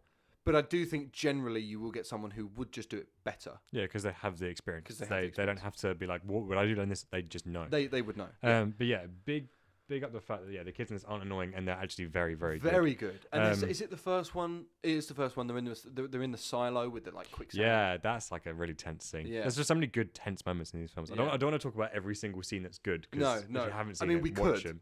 but Scene one. Scene one. Yeah. I thought with The Quiet Place 2, I loved Cillian Murphy. Like one of the stand-up performances, one of my favourite performances I've watched in a while. He's just good in everything that he's in. He's brilliant. I love he's a Cillian great Murphy. actor. One of my favourite bits, I always joke about it with my brother, was when they're on the harbour Yeah. and they're trying to escape, Yeah. and he says to the girl, I can't remember her name, what her name is in the film was. I was watching the first one. I don't think they mentioned their names. Like And ever. they're the Abbott family. I know that much Yeah. because I googled it. And Yeah, his but no, John Krasinski's called Lee. Yeah, I think it's called. Yes, he is, because they talk about him a lot Oh, okay. because he's dead Yeah. in the second movie. Spoilers. But yeah, spoilers. We've already given the We've blanket disclaimer. statement, yeah. But there's this bit where when they're on the harbour, he's trying to get the girl to escape, and nobody can see this, but he goes like this. He does the international symbol for dive, which Yes. I think I could have worked out without being told at the start of the film what the symbol for dive is. Yeah. But I just thought the way he did it, Yeah. like when someone delivers a line really well that kind Yeah. of sticks with you. Yeah. The way he just did that gesture Of diving. of diving, because he's very kind of look at me, Subtle. very subtle, but subtle. You but couldn't see it, but Cameron gave the most subtle performance I've ever seen in my it was. entire life. Listen, where's my Oscar? Where is it? I I am once again asking for my Oscar. Leonardo DiCaprio circa 2016. Yeah. So yeah, Cillian Murphy was great. Yeah. He was I thought the character was really well written. And Yeah, I loved, interesting character. obviously, how you've got that opening scene. So let's kind of connect that opening scene, right? Yeah. You've got that opening scene. They're friends. They're like family friends. You know, he's got kids, probably like neighbors. I thought what was really done well with that kind of establishment of relationship. Yeah. Is you could tell that they were just maybe friends from the school run, or maybe John Krasinski's kids are friends with Cillian Murphy's Well, that's kids. the thing. Like, it's never expressly said, but you get it. You get it. Yes, it's exactly. It's the same Another thing of yeah. like they don't be like, "Hey, I used to know you from high school. Our Yeah, kids yeah. go to school together." No one here has this accent. That's why exactly. That's why that scene works so well, because Yeah. it gave you the context that you needed for the rest of the film without kind of handing it to you on a silver platter. Yes, agreed. And it was, I mean, even if we didn't have that opening scene and we saw Cillian Murphy's character, the way that Emily Blunt greeted Interacted with him, him, you again, get it. from that you could tell. So Yeah. even without that opening scene, you could still tell that they were friends. But I liked that because it gave it more of an emotion. Yes. Because you knew that this guy was friends with him beforehand. Yeah, and that's one of the big things both these films. He's very good at choosing what to explain. What Yes. needs backstory, what needs context. He's Yeah, very but what good. can you leave to because the a lot of audience? exactly. A lot of films where they give everything to you on a silver platter, it's like, yeah, some of it Star needs, Wars. Yeah. Some of it needs explanation. Yeah. Some Some of of it it- be like, Some of Oh, it I just get be it. selective. You Yeah. know? Be selective. yeah, one of the things both these films does very well is just emotion as a whole. Absolutely. Especially like the whole family dynamic in the first one. Screw you, Fast and Furious. John Krasinski does it better. And like the whole idea of like there's a big, it kind of carries on between both of them with Cillian Murphy's character, but there's a whole big thing about guilt across both of them. Obviously, you've got the is she actually deaf or is it just hearing impaired? She's deaf, isn't she? I think she's completely deaf. Yeah. She feels guilt about the son, the young boy who dies at the Yeah, first. because But she then- gave him the rocket. Yeah, and then there's that thing of like, does the And dad and it- blame but- her? And like, it's a yeah. good arc that they And have. it kind of it obviously plays on their relationship, and it's like Yes. she doesn't want to talk to him. He Yeah, struggles but then to be a he's- father to her. Yeah, and like, he has reluctance about bringing her out into the Yeah, world. and I stuff think like that was such a and- good thing to add. John Yeah. Krasinski's just a genius. Yeah, but then it also bleeds over to Emily Blunt's character, who also has guilt. Like, she has that whole big speech about I could have carried him kind of thing. And, Yeah. Um, Heartbreaking. yeah, it is heartbreaking. It's Crazy. really well done, and Yeah. I think so. So that kind of leads into my two main criticisms of the first one. At least I've Okay. got two kind of big ones. So my first one is that John Krasinski's sacrifice in the first one, spoiler alert, he dies, doesn't No. make sense, or at least logically, the way that they get to that point is Right. kind of stupid. Right. It's been a couple of months since I've seen it. So explain he what rescues them from the silo, and they're all together. He gets Yeah. the two kids from the silos, the three of them, and there's still one kind of kicking about, but they don't know where it's gone, happens. Mm-hmm. and it's kind of left them alone for the time being. Then he just decides to go look for it with an axe, and you're like, why are you doing that? Because across the whole film, he plays it very defensive whenever they show up, run and hide approach. I think. Yeah, like now- the way I can rationalize it is, okay, there's just been a newborn baby born. He's in ultra protect father mode, maybe Yeah, not that's what I was thinking gonna too say. clearly. Maybe I'm gonna be a bit too defensive on this because of how much I like the film and the Okay. script and the way it was directed. Yeah, If I didn't like it, I would, shred it to pieces. But I'm gonna kind of agree. Maybe he's gone. He's in a sort of rage state. yeah. He's very Like, emotional. I've got a baby. I've got a baby. Got to get these two kids to safety. I've already I've lost just one saved kid. them from near death. Yeah, And now this thing's kicking about. He's Yeah. like kind of going, "Oh, screw this. Let's just get rid of it Yeah. ASAP. Yeah. Instead of trying to be all intricate and like follow the procedures. He's probably just not angry, but when you do stuff very Adrenaline. irrational. Yes. I reckon he's only human. Yes. So I reckon he just kind of went, all right, a Take spur my of the chances, moment, yeah. irrational choice Yeah. of go for it. Do you know Yeah, what I mean? yeah. I think what made it a bit more is the fact that whole way through there's that whole big point on the whiteboard is like, what is the weakness? And it's like, so clearly they don't know what kills it. It's like going at it with an axe is a bad idea, and you knew it was a bad idea, and you've got two kids. So I think what more supports what I just said is the fact that it was so obviously a bad idea. Yeah, You know that he's a smart guy. yeah. We've been told that throughout the film. Yeah, He is a which smart is guy. what makes it kind of a bit of a at the end. I like, guess so. You can kind of go one or two ways. You could Yeah. either go what you're saying, "Oh, really? Come on," Yeah. or you can go, "Actually, he's just human. he's just lost it for a second. Yeah. Which is what I'm inclined to go with. Yeah, no, I can forgive it for that. So you're wrong.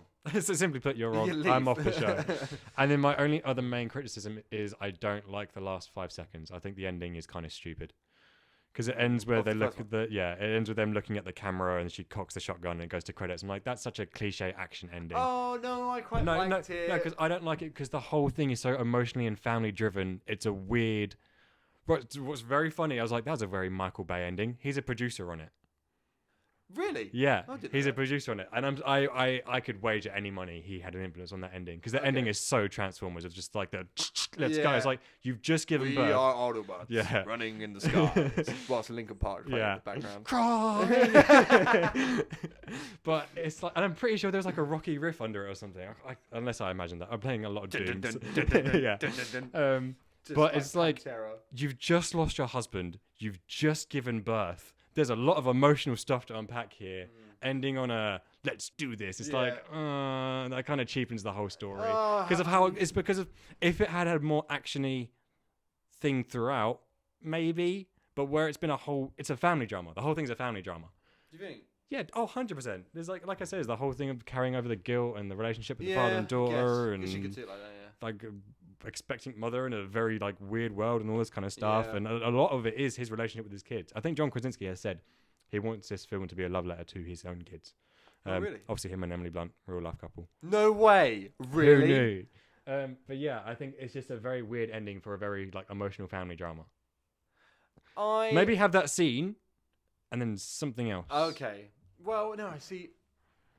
I liked it. Well, not that I liked it, as in like, yes, that is the perfect ending. I guess maybe they could say. I just didn't have any issues with it. Oh, okay. You know, I thought it was cool. I thought it was great the way it just ended. And this is what I want to kind of go with, like an hour 30.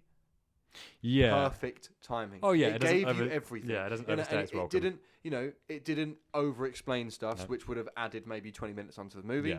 It gave you what it needed to, as I was saying, very selective about what he's going to explain.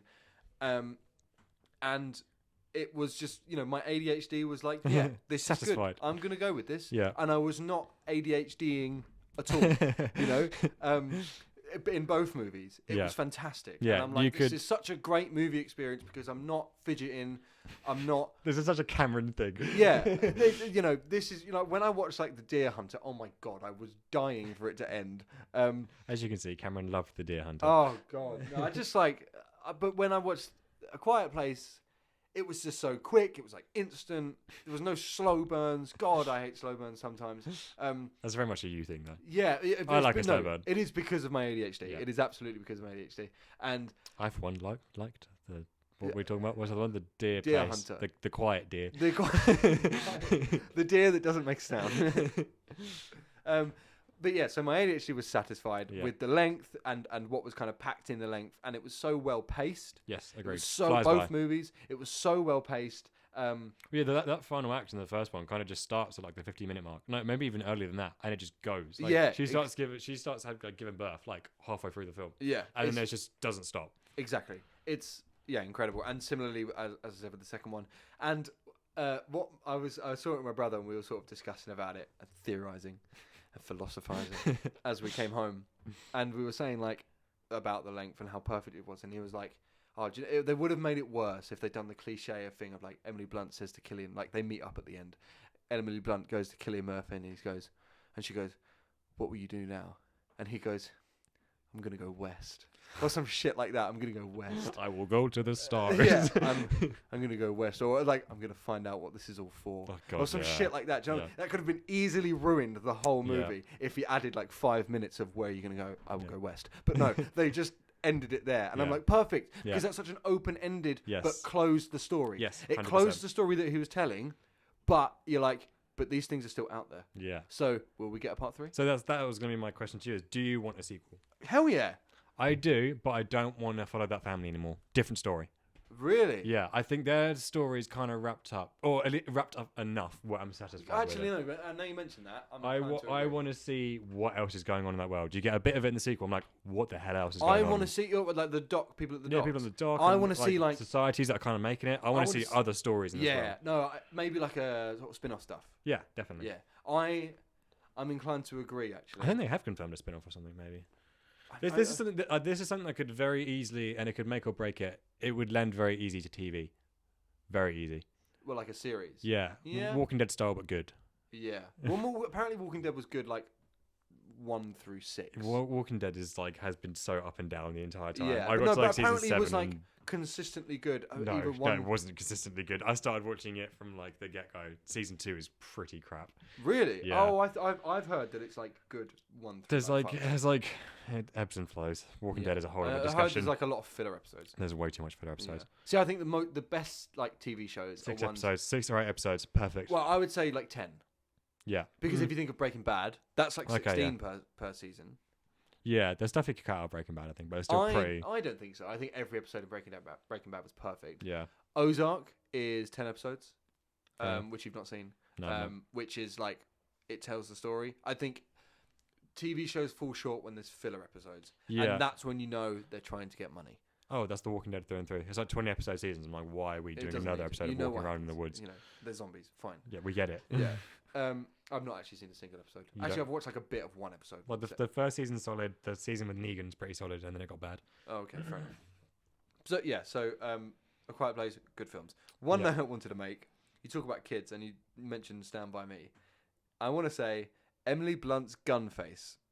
Okay. Right. Yeah, So this is what I mean. Every time she has a gun, Mm-hmm. it's the most dramatic thing in the world.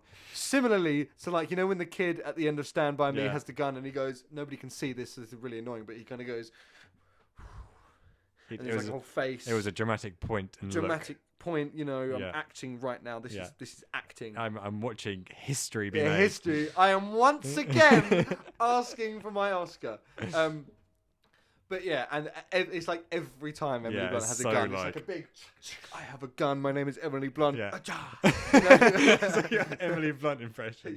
Perfect. It is. Good, wasn't it? And I'm It's like, like she's in the room.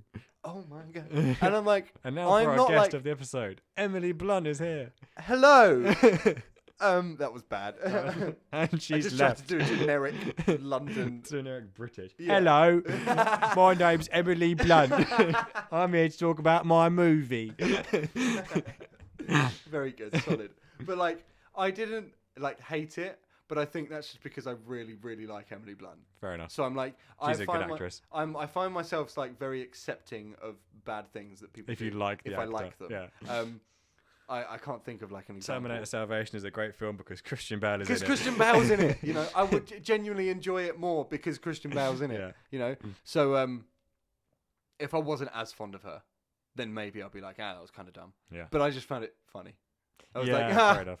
Emily I Blunt's didn't really notice dramatic that. gun I'll think face. of it, give it a What when watch you again. if you like Now that you rewatch- pointed it out. I'm yeah, sure now I noticed pointed it it. out. Rewatch him. It's like Okay. every time she has a gun, but it's particularly in the second one because she Okay. only has the gun like Like for 2 seconds at the end of the. at the end of the first one. Yeah. But in the second one, it's like every time.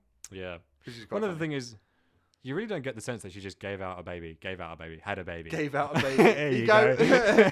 John. I've got another one. Where is it? It's in the bath, love. Go on. No, but like, Pick it up. she just kind of just carries on. She's just alright. Because she's a queen. Yeah, I guess. I don't know. I didn't whatever. notice. I don't really care. I don't care. It was brilliant. Loved it. Emily Blunt, you can do nothing Perfect. wrong. All right, so the question on everyone's lips, specifically mine because I asked it yesterday on the Instagram polls. Which one do you prefer? Oh, I prefer the second one. I think I'm gonna have to say the first one. I think the first one where it's such an interesting premise and it was so Yeah. it's one of the most best way to describe it is pleasantly surprised by a film. I went in not with low expectations, but of like, oh, it'll probably just be like a decent horror film. But I come out being like, I don't want to say perfect, pretty like as close to perfect as you can get for a film, kind of. Not perfect. Perfect in what it wanted to do and how it did it. I would go perfect, actually. Yeah? You I would? would, both of them, I would say perfect. There's a couple of very Minor nitpicky details. bits, Yeah, which, nitpicks. okay, I guess in the definition of perfect, then it's not perfect if there's still Yeah. a couple of bits. But I would I think the idea there's no film, there's not a single film that's perfect. apart from Citizen in Kane. my opinion. What did you say? Citizen I Kane. thought you said something else. What did you think I I said? thought you said Shark Boy and Lava Girl. That too. Mm, Basically the same film. But like, you know, very few films for me. The Dark Knight, Die Hard, and Back to the Future. There's so much stuff you can nitpick in The Dark Knight. I wouldn't. I'd say no. I point blank refuse. Point blank But there are things like No, there aren't. Done. Just doesn't Plain happen. and simple, leave. Whereas, with The Quiet Place, I guess there's a couple of nitpicky bits, but I think all in all, I think if you would tried say hard it's- enough, you can nitpick anything. Yeah, I guess you could. In terms of overall entertainment, I wouldn't Yeah. change anything. Yeah, I think in terms of entertainment, I would call it I would call it a perfect film. Yeah, Like I say, in terms of what it set out to do, how it exactly, did it, and the that's all. delivery. And that's all you really need, as long as the film entertains you. I was having a big kind of debate with a friend of mine at uni about good films versus entertaining films. Yes. So he was saying I said that Avengers: Infinity War is not only entertaining, but I would say that is also a very good film. Yeah, I'd be inclined Whereas to agree. Avengers: Endgame, Mhm. I think, is just incredibly entertaining. Okay, yeah, I I don't agree. think it's a particularly good film. Oh no, yeah, I 100% get that. Like, Um, I've started like since me and you've been doing that list of like essential films to watch. I've Yeah. seen what are regarded as critically acclaimed Yeah. films, and I'm like, I get why that is a good film. That is a good film in Yeah. terms of filmmaking and everything that goes into it. Not And I necessarily haven't enjoyed it. No, I've enjoyed them. Right. And in terms of appreciation, I would say they're films that I would put Yeah. in like my top 10 list and See, stuff. But- for me, there's a few on that list that I'm like, I can see why that's a good film. And I've why had- it's on I've the had that list, with a few. but I've not enjoyed it. Yeah, Like or it's The just Deer not for me. Hunter. Yeah, Like The Deer- yeah. yeah. Sorry, Um, continue. Yeah, but I'm like, I can sit there and enjoy a film like Citizen Kane. Like I'd never seen Citizen Kane. I sat there and watched like this is a very well made film. I'm enjoying myself whilst I'm watching it. Then there you great go. film. What more can you ask for? I'm also going to be the first one that's going to go watch the next Godzilla film because is Is it it good? peak cinema? No. No. Is it really fun and enjoyable? Absolutely. Hell yeah. Does that make it a better? Does that make is Godzilla a better film than Citizen Kane? In my eyes, maybe. Yeah, but I mean, it's up for contest. It is up for contest. I think. Orson Welles. I'm coming Listen, for you. Orson Welles. I know you did some bits for cinema, whatever. Big lizard. Big lizard fights big monkey. big monkey. What more do you want from cinema? Because I was having this Exactly. like very discussion with a friend, and he was like, "Oh, I've seen it, and it just looks kind of dumb. So what's the point of watching it?" I'm like, because not every film has to be a mind-bending. Mind-bending. Like sit there, study it. Whoa, what reference to the Bible is this? All that kind of stuff. Yeah. You can go watch a film where you can just switch your brain Yeah, off and when watch it's a- like in this scene, there's actually a reference to the Canterbury Tales written by Geoffrey Chaucer, and it's just like, okay, yeah, Cool, that's there clever, are it's films really where I'm cool, like, yeah. I'm really interested in that sort of Yeah. stuff, but there are some times where I'm just in the mood. I want to sit there, eat popcorn, and watch a monkey fight a lizard and have a great time. Yeah, this is it, and this is why the '80s is some of my favorite Yes, I era agree. movies 'Cause you Back to have the- kind of Die both, Hard, yeah. Die Hard, Back to the Future. Yeah. It's black and white. It's there. It's okay. Yeah. We did just discuss about we don't like films that hand it to us on a silver platter, but the '80s did that well. Okay. It can be done well. It can be done well. Yeah, That's not- I agree. I and, think like- I think there's a line Yeah. where it's kind of the entertainment line where Yeah. the films are handing it to you on a silver platter, but it's like the things that they're handing to you are just like, oh really? But like Yeah. the things that are happening aren't enjoyable. It's the does this film think I'm stupid line. Yeah. Whereas when Back to the Future, it's not a case of the filmmakers think the audience are dumb. It's or just not. it's not a stuff you case kind of that. need to explain. Well, it's not even about Or so you things gotta being establish explained. rules. It's just a fun ride. Yeah. Whereas I wouldn't say like The Rise of Skywalker, for example. That's not fun. I didn't enjoy it at Yeah. all. There was not a single part of that film that I enjoyed. And yet, all at the same time, everything was being handed to me. I'm just like, Yeah. oh, stop, turn it The off, best way get it to off. describe Rise of Skywalker is: do you remember those little toys you used to get as a kid, and it was like a fake camera, and you press, and there's like little pictures that you can see, and you click a button, and it shows you the next Oh, picture. yeah. Yeah, so you got like a little camera, and you click a picture. and Yeah, it's- yeah, I remember It's them. it's like that, and someone's just tapping it Yeah, yeah, 1,000 miles per hour, and you're like, "What was that picture? What's going on? Why are we here? What's Yeah, that? What's I this? remember- Oh, the film's over. Did I enjoy that? No, I didn't. I remember watching was it Red Letter Media? Yeah. Them talking about Yeah. Rise of Skywalker and how just like so much is Yeah, happening. you don't have time to process any of it. What's going By the on time right you now. figured out what happened in the last scene, you're on 3 different planets. Yeah, exactly. 6 people have died and 2 have come back to life. Yeah. Yoda's there. Yeah, and you're just like, oh, okay, fine.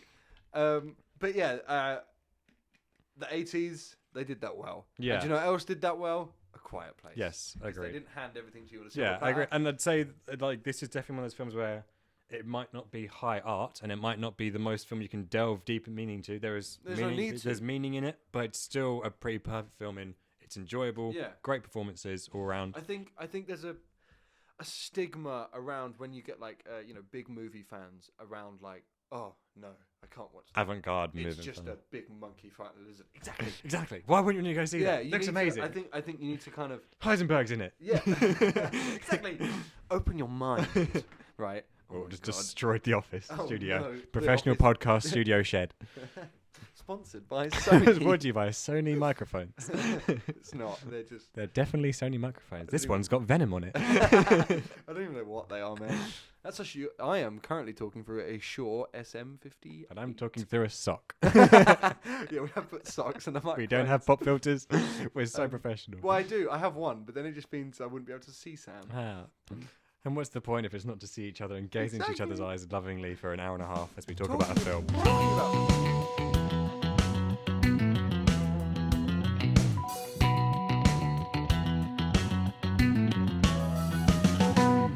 Talking about caring about each other, There we go. I want to go back to sort of the general horror. Okay, yeah. sort So of yeah, thing. so this is why I chucked out the question. I'll get some of the responses. Oh, yeah, up go- about what was the first horror films people saw. Yeah, go. Because it's super interesting to see what People were what got Yeah. you introduced to stuff. Like I say, my first was kind of Wrong Turn. I did eventually go back and watch it. It's fine. Yeah. It's just dumb cannibal horror film. Oh, okay. So you've rewatched it since? Yeah, like I can't remember. And you what- wasn't petrified? No, it was like in retrospect, I was a kid. Like it was gonna shit me up as a kid, Yeah, I but in guess. retrospect, it's like, oh, okay, it's kind of dumb and fun. As we all know, mine was The Muppets Christmas Carol. Muppets Christmas Which, Carol. Still Right, so traumatizes me responses to that this we've day. got. We've got Insidious. Yeah. I'd say that's a good one. Are they good? Is that They the are one? good. What's the one With 1,000 sequels, The Conjuring. No. What's the actor? He's That guy. He's in the everything. A-Team, and Oh no, who am I he's thinking in of? the A-Team, and he's in Aquaman. Patrick Wilson. Patrick Wilson. That's the I one. was thinking of the right person. So yeah, Insidious. I'd say I don't know if I call that an entry level horror. That's kind of like, or at least I wouldn't show it to a kid. I definitely wouldn't show it to a kid.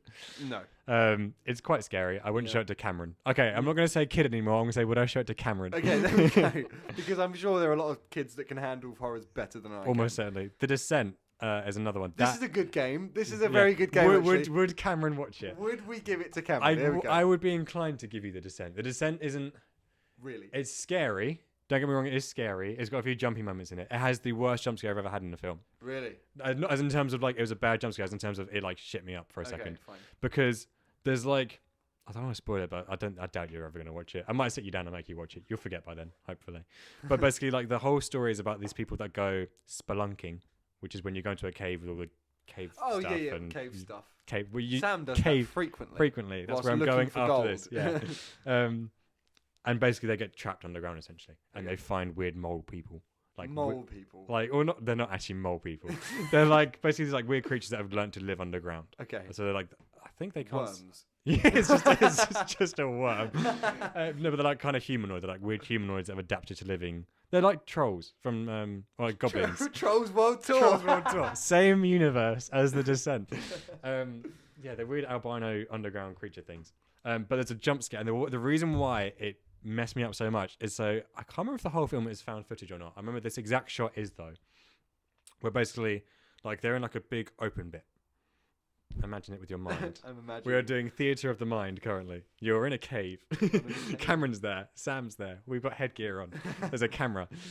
We are vodcast. So then, like, yeah, there's like a big open bit, and they're kind of like they start hearing noises and stuff. And one of them like looks over to their friend, and they look at their friend, and next to them is one of the creature things. There's a beat where there's nothing, and you're like, "What's that?" And then it goes for her. Oh, damn. And then there's like a bit of a loud noise and stuff. But there's that 1 second of like, what's that? And then it happens. And I was like, rather than just being like, big scary noise, here it is, you kind of have that second beforehand of like, hang on. And then it happens. I was like, oh my God. Okay. My soul left my body. I cried.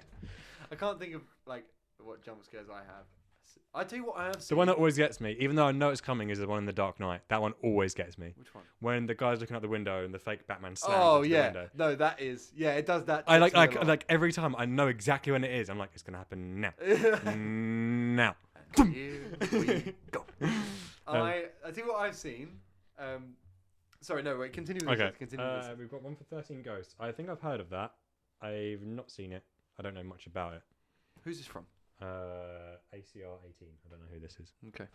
Um, ACR 18. we've Thank you got for getting involved. Barbie and the 12 Dancing Princesses.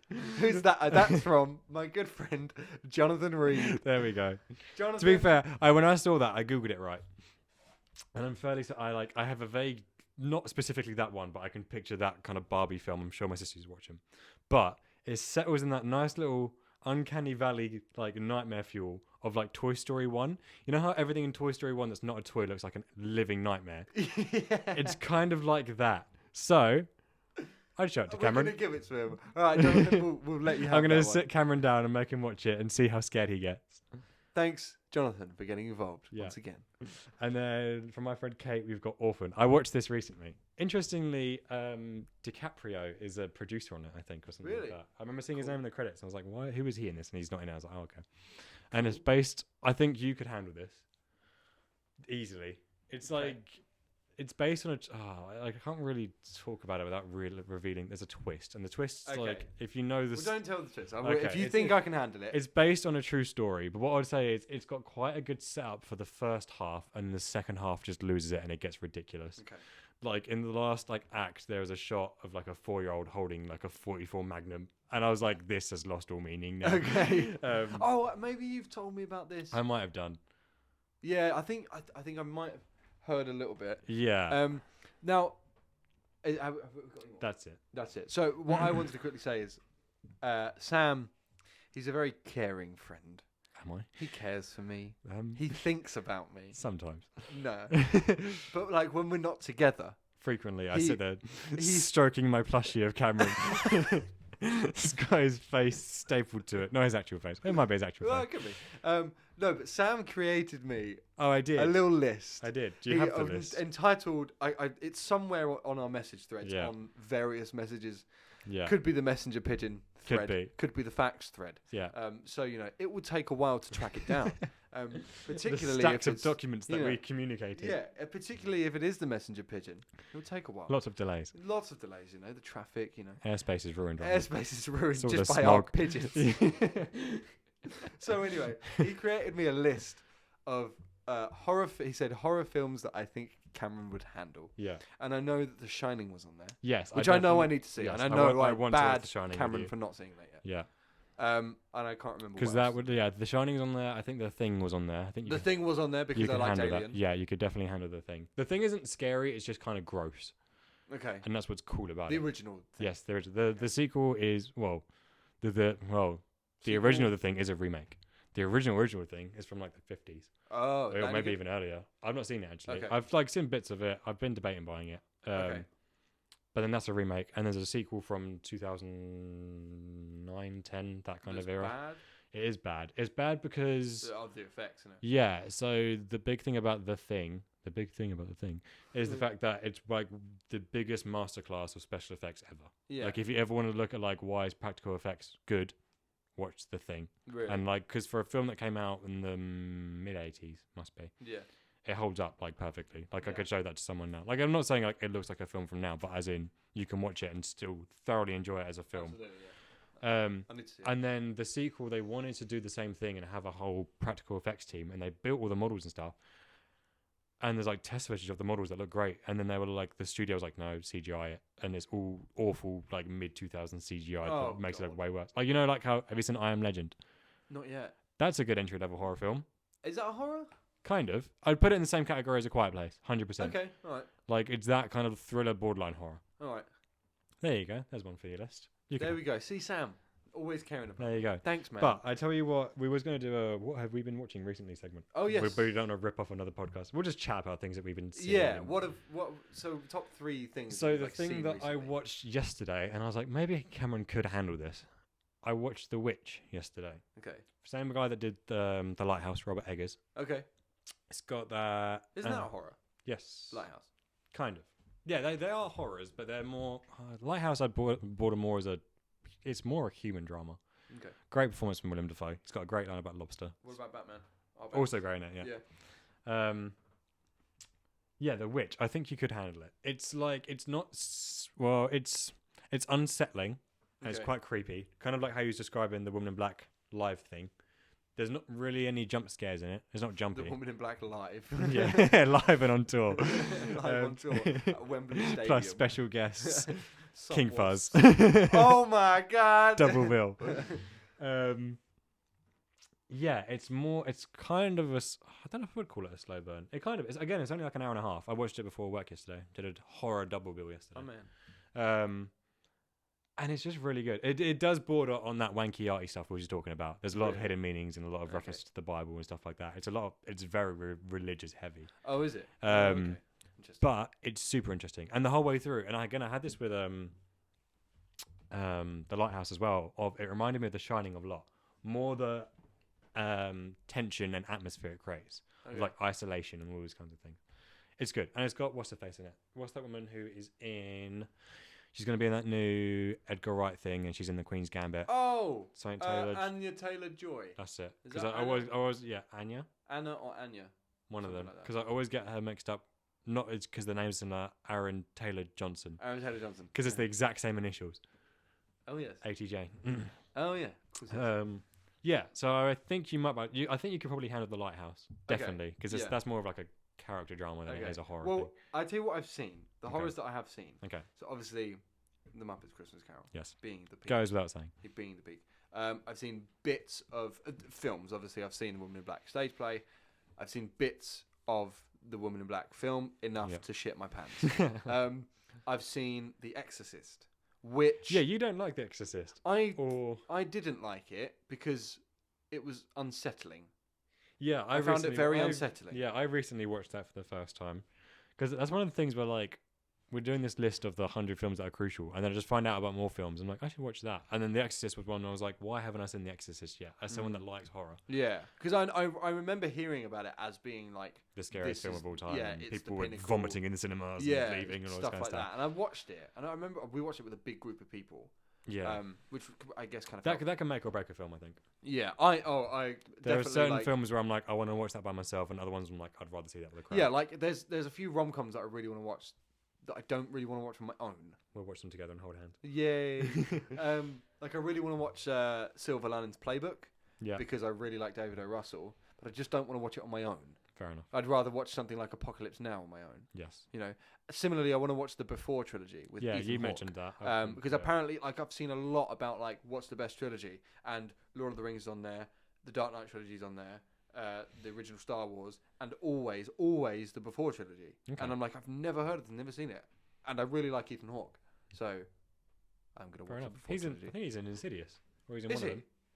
No, Ethan Hawke's Sinister. great. He's in Sinister. Did you know? Did you know? Ethan Hawke is in a film called Dead Poets Society with Robin Williams, and he was talking about this on Graham Norton. He was like saying that I really wanted to be a really serious actor because these were all kids at the time. But Robin Williams, obviously, he's a master of like improvising and stuff like that, and he kept like improvising, taking the piss out of all the people, and like going off script, and all the other kids were all laughing and playing with him. But Ethan Hawke was like, no, I really want to be a serious actor, stick to the script. So Robin Williams would then pick on him more because he'd go, you're not going to crack, I'll make you crack, and he'd go on off script even more, specifically directed at Ethan Hawke. But then once they finished the film, they all went back to school and everything. Robin Williams was then like, that Ethan Hawke kid's really good, and got him his first agent. Oh wow! Yeah. Oh, that's awesome. I like hearing wholesome stories about. If I remember rightly, he's still with that agent today. That's awesome. When Dead Poet Society was like 92. Oh, what a nice sentiment! What a wholesome story, right? Robin Williams, what a man! What a man! I love it. What a man! That was like the one celebrity death that actually got me and like choked me up. Oh really? And Stanley. Yeah. Stanley. Yeah. No, for me the biggest was Chester Bennington. Oh Linkin Park. Yeah, that got me. Anyway, enough about deaths. Yeah. Onto a more cheerful note. Horror films. Horror films, yeah. So I'll tell you what I've seen. I saw The Woman in Black, a little bit of that. I watched The Exorcist, which was unsettling. Yeah. I also watched, what was that film where it was all Welcome set? to our famous segment. What was that film? Where it was a horror movie based on Skype. Oh, like Unfriended or no, Unfriended. That was it. I think it was Unfriended. Because there was like two. Yeah. There was not Unfriended like a Dark Web. was there? Was there a sequel? Yeah. Oh no, I mean there's another one that's like that. Yeah, There's like two that came out around the same time. No, so it was Unfriended that was all set on Skype, and I watched that, and that was like I don't remember Beyond it. awful. Yeah, I remember it being a bit crap. but that was okay. I think. Is because of how that the bad one it where the was. guy shoves his hand in a blender? Yeah, I remember that's the seeing one. that and just laughing. Yeah. Yep. That was the one. I remember watching that, which Yeah. didn't really have much of an effect on me. I watched it in the day with other people. It's just not a scary film Yeah, anyway. with other people. So I think I was okay It's with like, that. how afraid can you be of your webcam? Yeah. And then the next one I watched in the cinema with, again, a group of people because we just wanted to go to cinema. It was called Friend Request. That's it. Which was like Yeah. about this really weird girl. And there was this What weird if like... Facebook was haunted? Yeah, there Ooh. was this weird like chase sequence at the end. I'm like, this is like borderline James Cameron right Yeah, now. what is happening? And yeah, I remember this weird chase sequence at the end where they I were don't like know if I have seen chasing. that one. It looked like a scene from the A-Team. Oh my god. And I'm like, what is going on? And it was not good. It was not a good film. Yeah. And I actually watched it the day before one of my GCSE exams. Fair enough. But yeah, I remember being like pretty okay with that one. Yeah, that's not I scary think though. when you get like a really bad horror movie, it can still scare me Right. because of all the tropes of a horror movie. Yeah. But I think if the film is really bad and forgettable, Yeah. then I'll forget about it and I will sleep peacefully that night. Yeah, fair enough. You know? I think there's certain horror tropes that you can that there are. Like you've got the like jump scares. Oh, that's the thing is horror films don't need jump scares. That's what everyone doesn't realize Yeah, now. I agree. It's way better. Like you go see like I'm not bothered about a Conjuring or the next Annabelle or whatever You know, because I know exactly what it's going to be. It's going to be jump scares. 20 minutes of setting up a story I do not care about a couple who's moving into a new house and they're looking for a new beginning. I just do not give a shit about them. Mm-hmm. They're going to find something. There's going to be some kind of demon that gradually starts annoying them or getting involved in their life bit by bit, a bit more. Every night getting a bit spookier. Why are they ramping it up? Why not just go straight and kill them straight away? Why are you making a show of it? There's going to be jump scares that you could literally time to the second. I think me and my friend went and saw Annabelle, whatever the most recent one was. Comes home. That's it. Annabelle sleep. Annabelle sleepaway camp. Annabelle far from home. And literally Annabelle like hunting. Annabelle 2 cruise control. But literally you could sit there and time when the jump scares were going to happen, Really? like pretty much to the second every time. Like and Mad. yeah, and it's just like it's not scary. It's just we've startled you with loud music and a creepy image. Cool. Zero Right. skill in that. I see. Something like Hereditary, where the whole way through you're on edge and there's stuff in there that genuinely gets under your skin and you think about afterwards. Yeah. That's good horror. Agreed. Same with The Witch. There's like quite a few bits in The Witch where like that have stayed with me and I've thought about it since. I'm like it's not scared me as much as Hereditary, but I'm like, ooh, that was kind of I've also seen one of the Blair Witch Project the films. good one or the bad There's one. an original. There's the original, which is all found footage in the woods. Josh. Was that like actual? Did it happen? No, it didn't. But back in, because that came out, I want to say it was the year I was born. I think it was 99 or around then. Yeah. Back when like internet advertising was kind of just like the internet was just becoming a thing. And there was all the trailers for stuff, and they made it look like it was real. Like these people actually went out there, blah blah blah. And I might have got this mixed up with something else, but I think the director basically had to come out and say like, no, these are actors because they were like gonna investigate murder charges otherwise. That's messed up. But I think it was the most recent one. Oh, the terrible one with drones and stuff. That is the first time I've been annoyed by a film. Really? Or like the. Have you seen the original Blair Witch? Yeah, I have. I didn't enjoy it much at the time, but again, I was young and I was used to the horror films like what I described as all jumps and stuff like that. And it's not that. So I want to go back and watch it because I think I'd appreciate it more. Okay. But that's what the new one is. It's all jump scares. It's all loud noises. Literally to the point where it's just annoying, like how loud it gets when it's trying to be scary. And you're like, you were watching what's happening, it's like nothing scary is happening. You just ramp the volume up to 100, some stuff shaking about, and you've called it a horror film. It's like this is just annoying more than anything. I can't remember which one it was, but again, it was probably the second one because I think I slept peacefully that night. Probably. Again, watched it with a big group of people. Another one that I watched with a big group of people was the Woman in Black sequel. Again, very little bits of. I can't remember if I've seen that. I vaguely remember it. It was weird. Well, not weird. It was just like, okay, this is obviously bad. Yeah. It was all about like, I think it was set in World War II when Oh, it was. they I had like vaguely all remember these that. evacuees Yeah. and go to the house. I don't know if it was the house. It What didn't one look ends like with the it. train station? Is that the first one? Where Daniel Radcliffe's dead Yeah. and he joins his wife. Yes. That one. That's the first That's one. the first one. Yeah, okay. Again, another thing that's different to the stage play. Interesting. But it was obviously originally a book written by Susan Hill. The more you know. There we go. A lot of knowledge about the Woman in Black on this Yeah. podcast. Not For much someone that about A doesn't- Quiet For Place. someone that doesn't like horror, Cameron knows a lot about the Woman in Black. Well, it's just because that's kind of a big thing in my life because like I absolutely was traumatized by the movie, Yeah. yet I regarded the play as probably my favourite play that I've ever seen. Oh, okay, that's very interesting. And I'm just like, how could you have those two complete parallels? Yeah. Have you tried to watch the film since? No, I Do you can't. reckon- I won't do it. Do you reckon you could? I just wouldn't want to Fair because enough. I hated it. Yeah. It was so distressing. Yeah, it's very So unsettling. One of the things that like really like sticks with me is when the kid like at the start dies because he's drunk Yeah. poison. Yeah. And Daniel Radcliffe, who is fantastic in that film, I think. Yeah, I actually think he's really well. I mean, I don't know. I've not seen it all, and it was like I saw it when I was like 13 or 14. Yeah. But he did so well to distress me. Not that his character's the one that's distressing, but it's his reactions. It's just like, oh my god, you know. Like when this kid's dying at the start, I'm like, this is really too much. I gotta go. Yeah. Yeah. But yeah, so whether I could go back and do it again, I don't know. But I just find it so interesting how I could absolutely hate and be traumatized by that, but love the stage play. Yeah. And how I could have those two like coexisting of the same story. Yeah, that is very interesting. It's odd. It is odd, isn't it? Yeah. So I don't know. Maybe I will at some point. I don't know. Yeah. If you hold my hand and we there's, spoon. there's a few horror films that I do want to show you. The Shining definitely being one. Yeah, I know. I need to see that. And then afterwards probably Doctor Sleep. Doctor Sleep is great. Yeah, I really want to see that because again, I really like Ewan McGregor. Yeah. And I'm very much a person that's very enticed by who's in it. Yeah, I as think well as who's directed. By I think I'm more directed by okay, now. so I think at the moment I'm a bit more who's in it. Okay. At the moment, but I have been a lot drawn in by like directors. Yeah. And stuff. And I saw that Ewan McGregor was in it, and I've seen that it done quite well. Yeah, it's decent. It's good. Like the first, it's kind of its own beast entirely. It's not really. You could get away with it just not being a sequel to The Shining at all. Okay. Because it is still based on a book. Yeah, yeah. I know it didn't like Stephen King like hate Kubrick's. Yeah, The he Shining. did. Yeah, he did. Like I swear there's another version of The Shining. It's like a telly movie or something. oh yeah.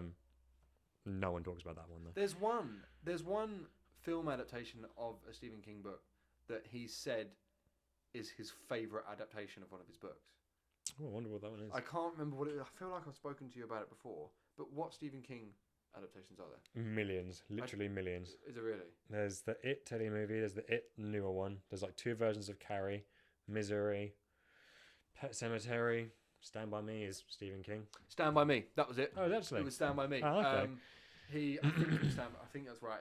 That he watched it and he was like silent throughout it all. And Rob Rayner was like really nervous. Yeah. And he was like, "Oh my god." He hates it. Yeah. And he was like, "No, that's actually the best." Oh wow. I think it was Stand By Me. I'm sure it is. That he said that's the best. He had adaptation of one of the that books. Dark Tower came out recently and completely tanked and no one cared about it. Oh really? Yeah. I didn't know about that one. So yeah, Stephen King's a cool bloke. And You so could probably watch quite a few of his things. Misery. Sam COVID. just died. I think you could. I'd be curious to show you It. Okay. The original telly movie with Tim Curry, easily you'd be fine with. It's really dated. It is not scary at all. Right. Is it good though? Because I mean, you keep saying like you could handle it, but like, is it It's good? actually good. Is it worth me watching? The telly movie, I'm not sure. I saw it when I was quite young and I enjoyed it, but maybe it's because I was young and I hadn't seen much stuff. Yeah. If I was going to show you It, I'd show you part 1 of the newer ones, of the 2 of them. Isn't there a chapter 2? Yeah, it's terrible. Is it really? That's like one of the worst cinema experiences I've ever had. Oh. I Um, thought it was good. Well, I've not seen it, but I thought like people liked it. I don't know what the general reaction to it is. I remember hating it. It's way too long. It's way too long. It's like Really? I think it's close to 3 hours. No way. Because I remember, and it's so slow, and it gets too, like loud, jump scary, and just annoying by the end of it. But I remember I saw it with 2 friends, and one of them went for a cigarette break for about like 25 minutes. Like, oh, he's gone home, because I was like, this is when I was at uni, so my house was around the corner from the cinema. I was like, he's gone. But home. he left the movie to have a cigarette Yeah, break. and then like he was gone for 25 minutes. Like, he's gone home. He's given up, and he came back. And he said, I was like, it's still fucking going. I was like, yeah, it's still going. That's hilarious. But part 1 is genuinely very enjoyable. And again, talking about kids not being annoying, the kids in that are like perfect. It's like the Stranger Things kid. Well, one of the Stranger Things kids is in it. But like, oh yeah. it's Finn Wolfhard. He's in it. But they just act like kids, Okay. and like, but not in an obnoxious way. Like they talk like kids do. Okay. That is genuinely good. What, the one with Alexander Skarsgård? But yeah, is Who it plays Alexander? Pennywise. Yeah. I think it's Alexander. Might be. Or is it Bill Skarsgård? Bill Skarsgård. Which one's which? I don't know. Okay. Bill Skarsgård.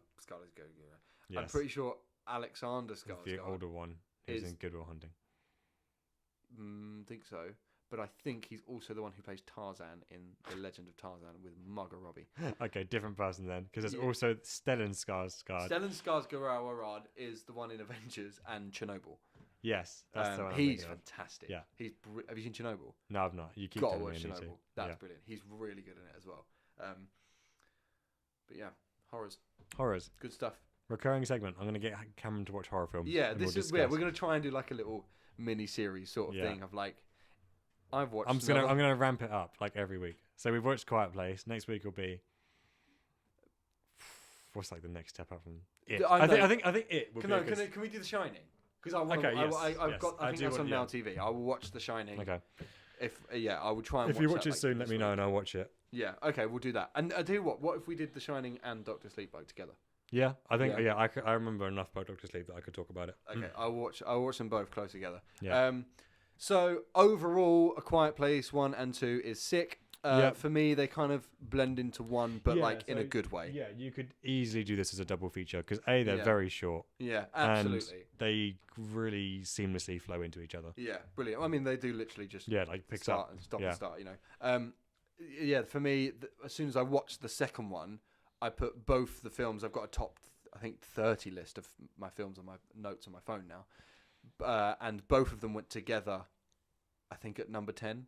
Okay. But I just enjoyed them so much. Yeah. And I'm like, like I said, the whole debate about, oh no, it's not good. It's just entertaining. It's like, so what? Yeah. Does that make it not good? Yeah. If I enjoyed it, I was thoroughly entertained by these films. Yeah. So, what more could I ask for? exactly. Do you know what I mean?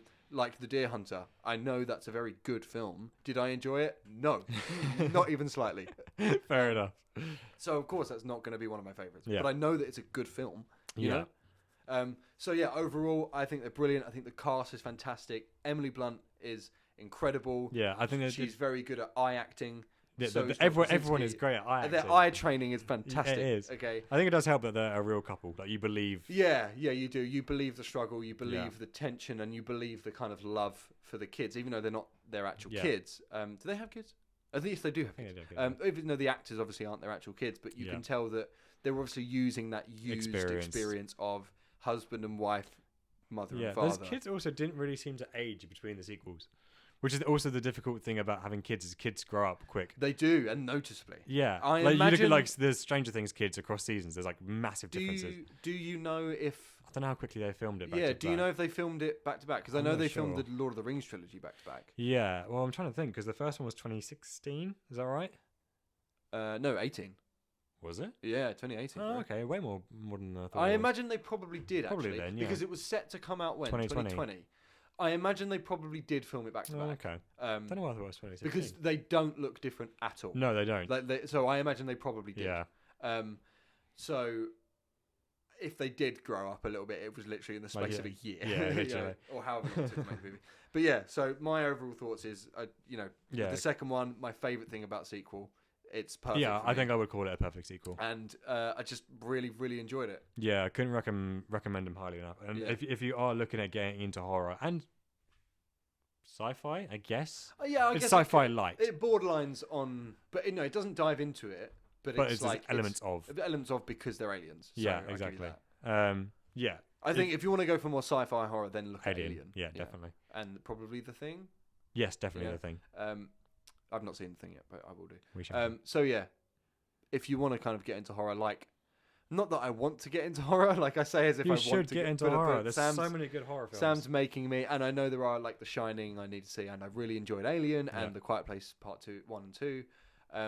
So I'm excited to see The Thing as well. So as much as I detest horrors and how they've made me feel in the past, There's a scared I am little boy. excited to move on to particularly The Shining. Yeah. Really excited to get onto that. So Sam, overall thoughts? Watch them. Okay. They're good films. Thanks. So Quiet Place, watch it. A Quiet Place 6 coming to a theatre near you. Brought to you by Sony. Brilliant. Thanks very much for listening. It's been great doing another one in person so I can touch Sam's face. He's been doing it the I'm not entire doing- time. We've not been seeing it. But yeah, this has been really great. This has been a fun episode. And we hope that we will be doing another one soon. We've been very busy boys working. Yeah, we have been. We hope to do a lot more this summer, but Yes. we've been working. But hopefully we can get another one out in person again Yes. before I move to a different planet.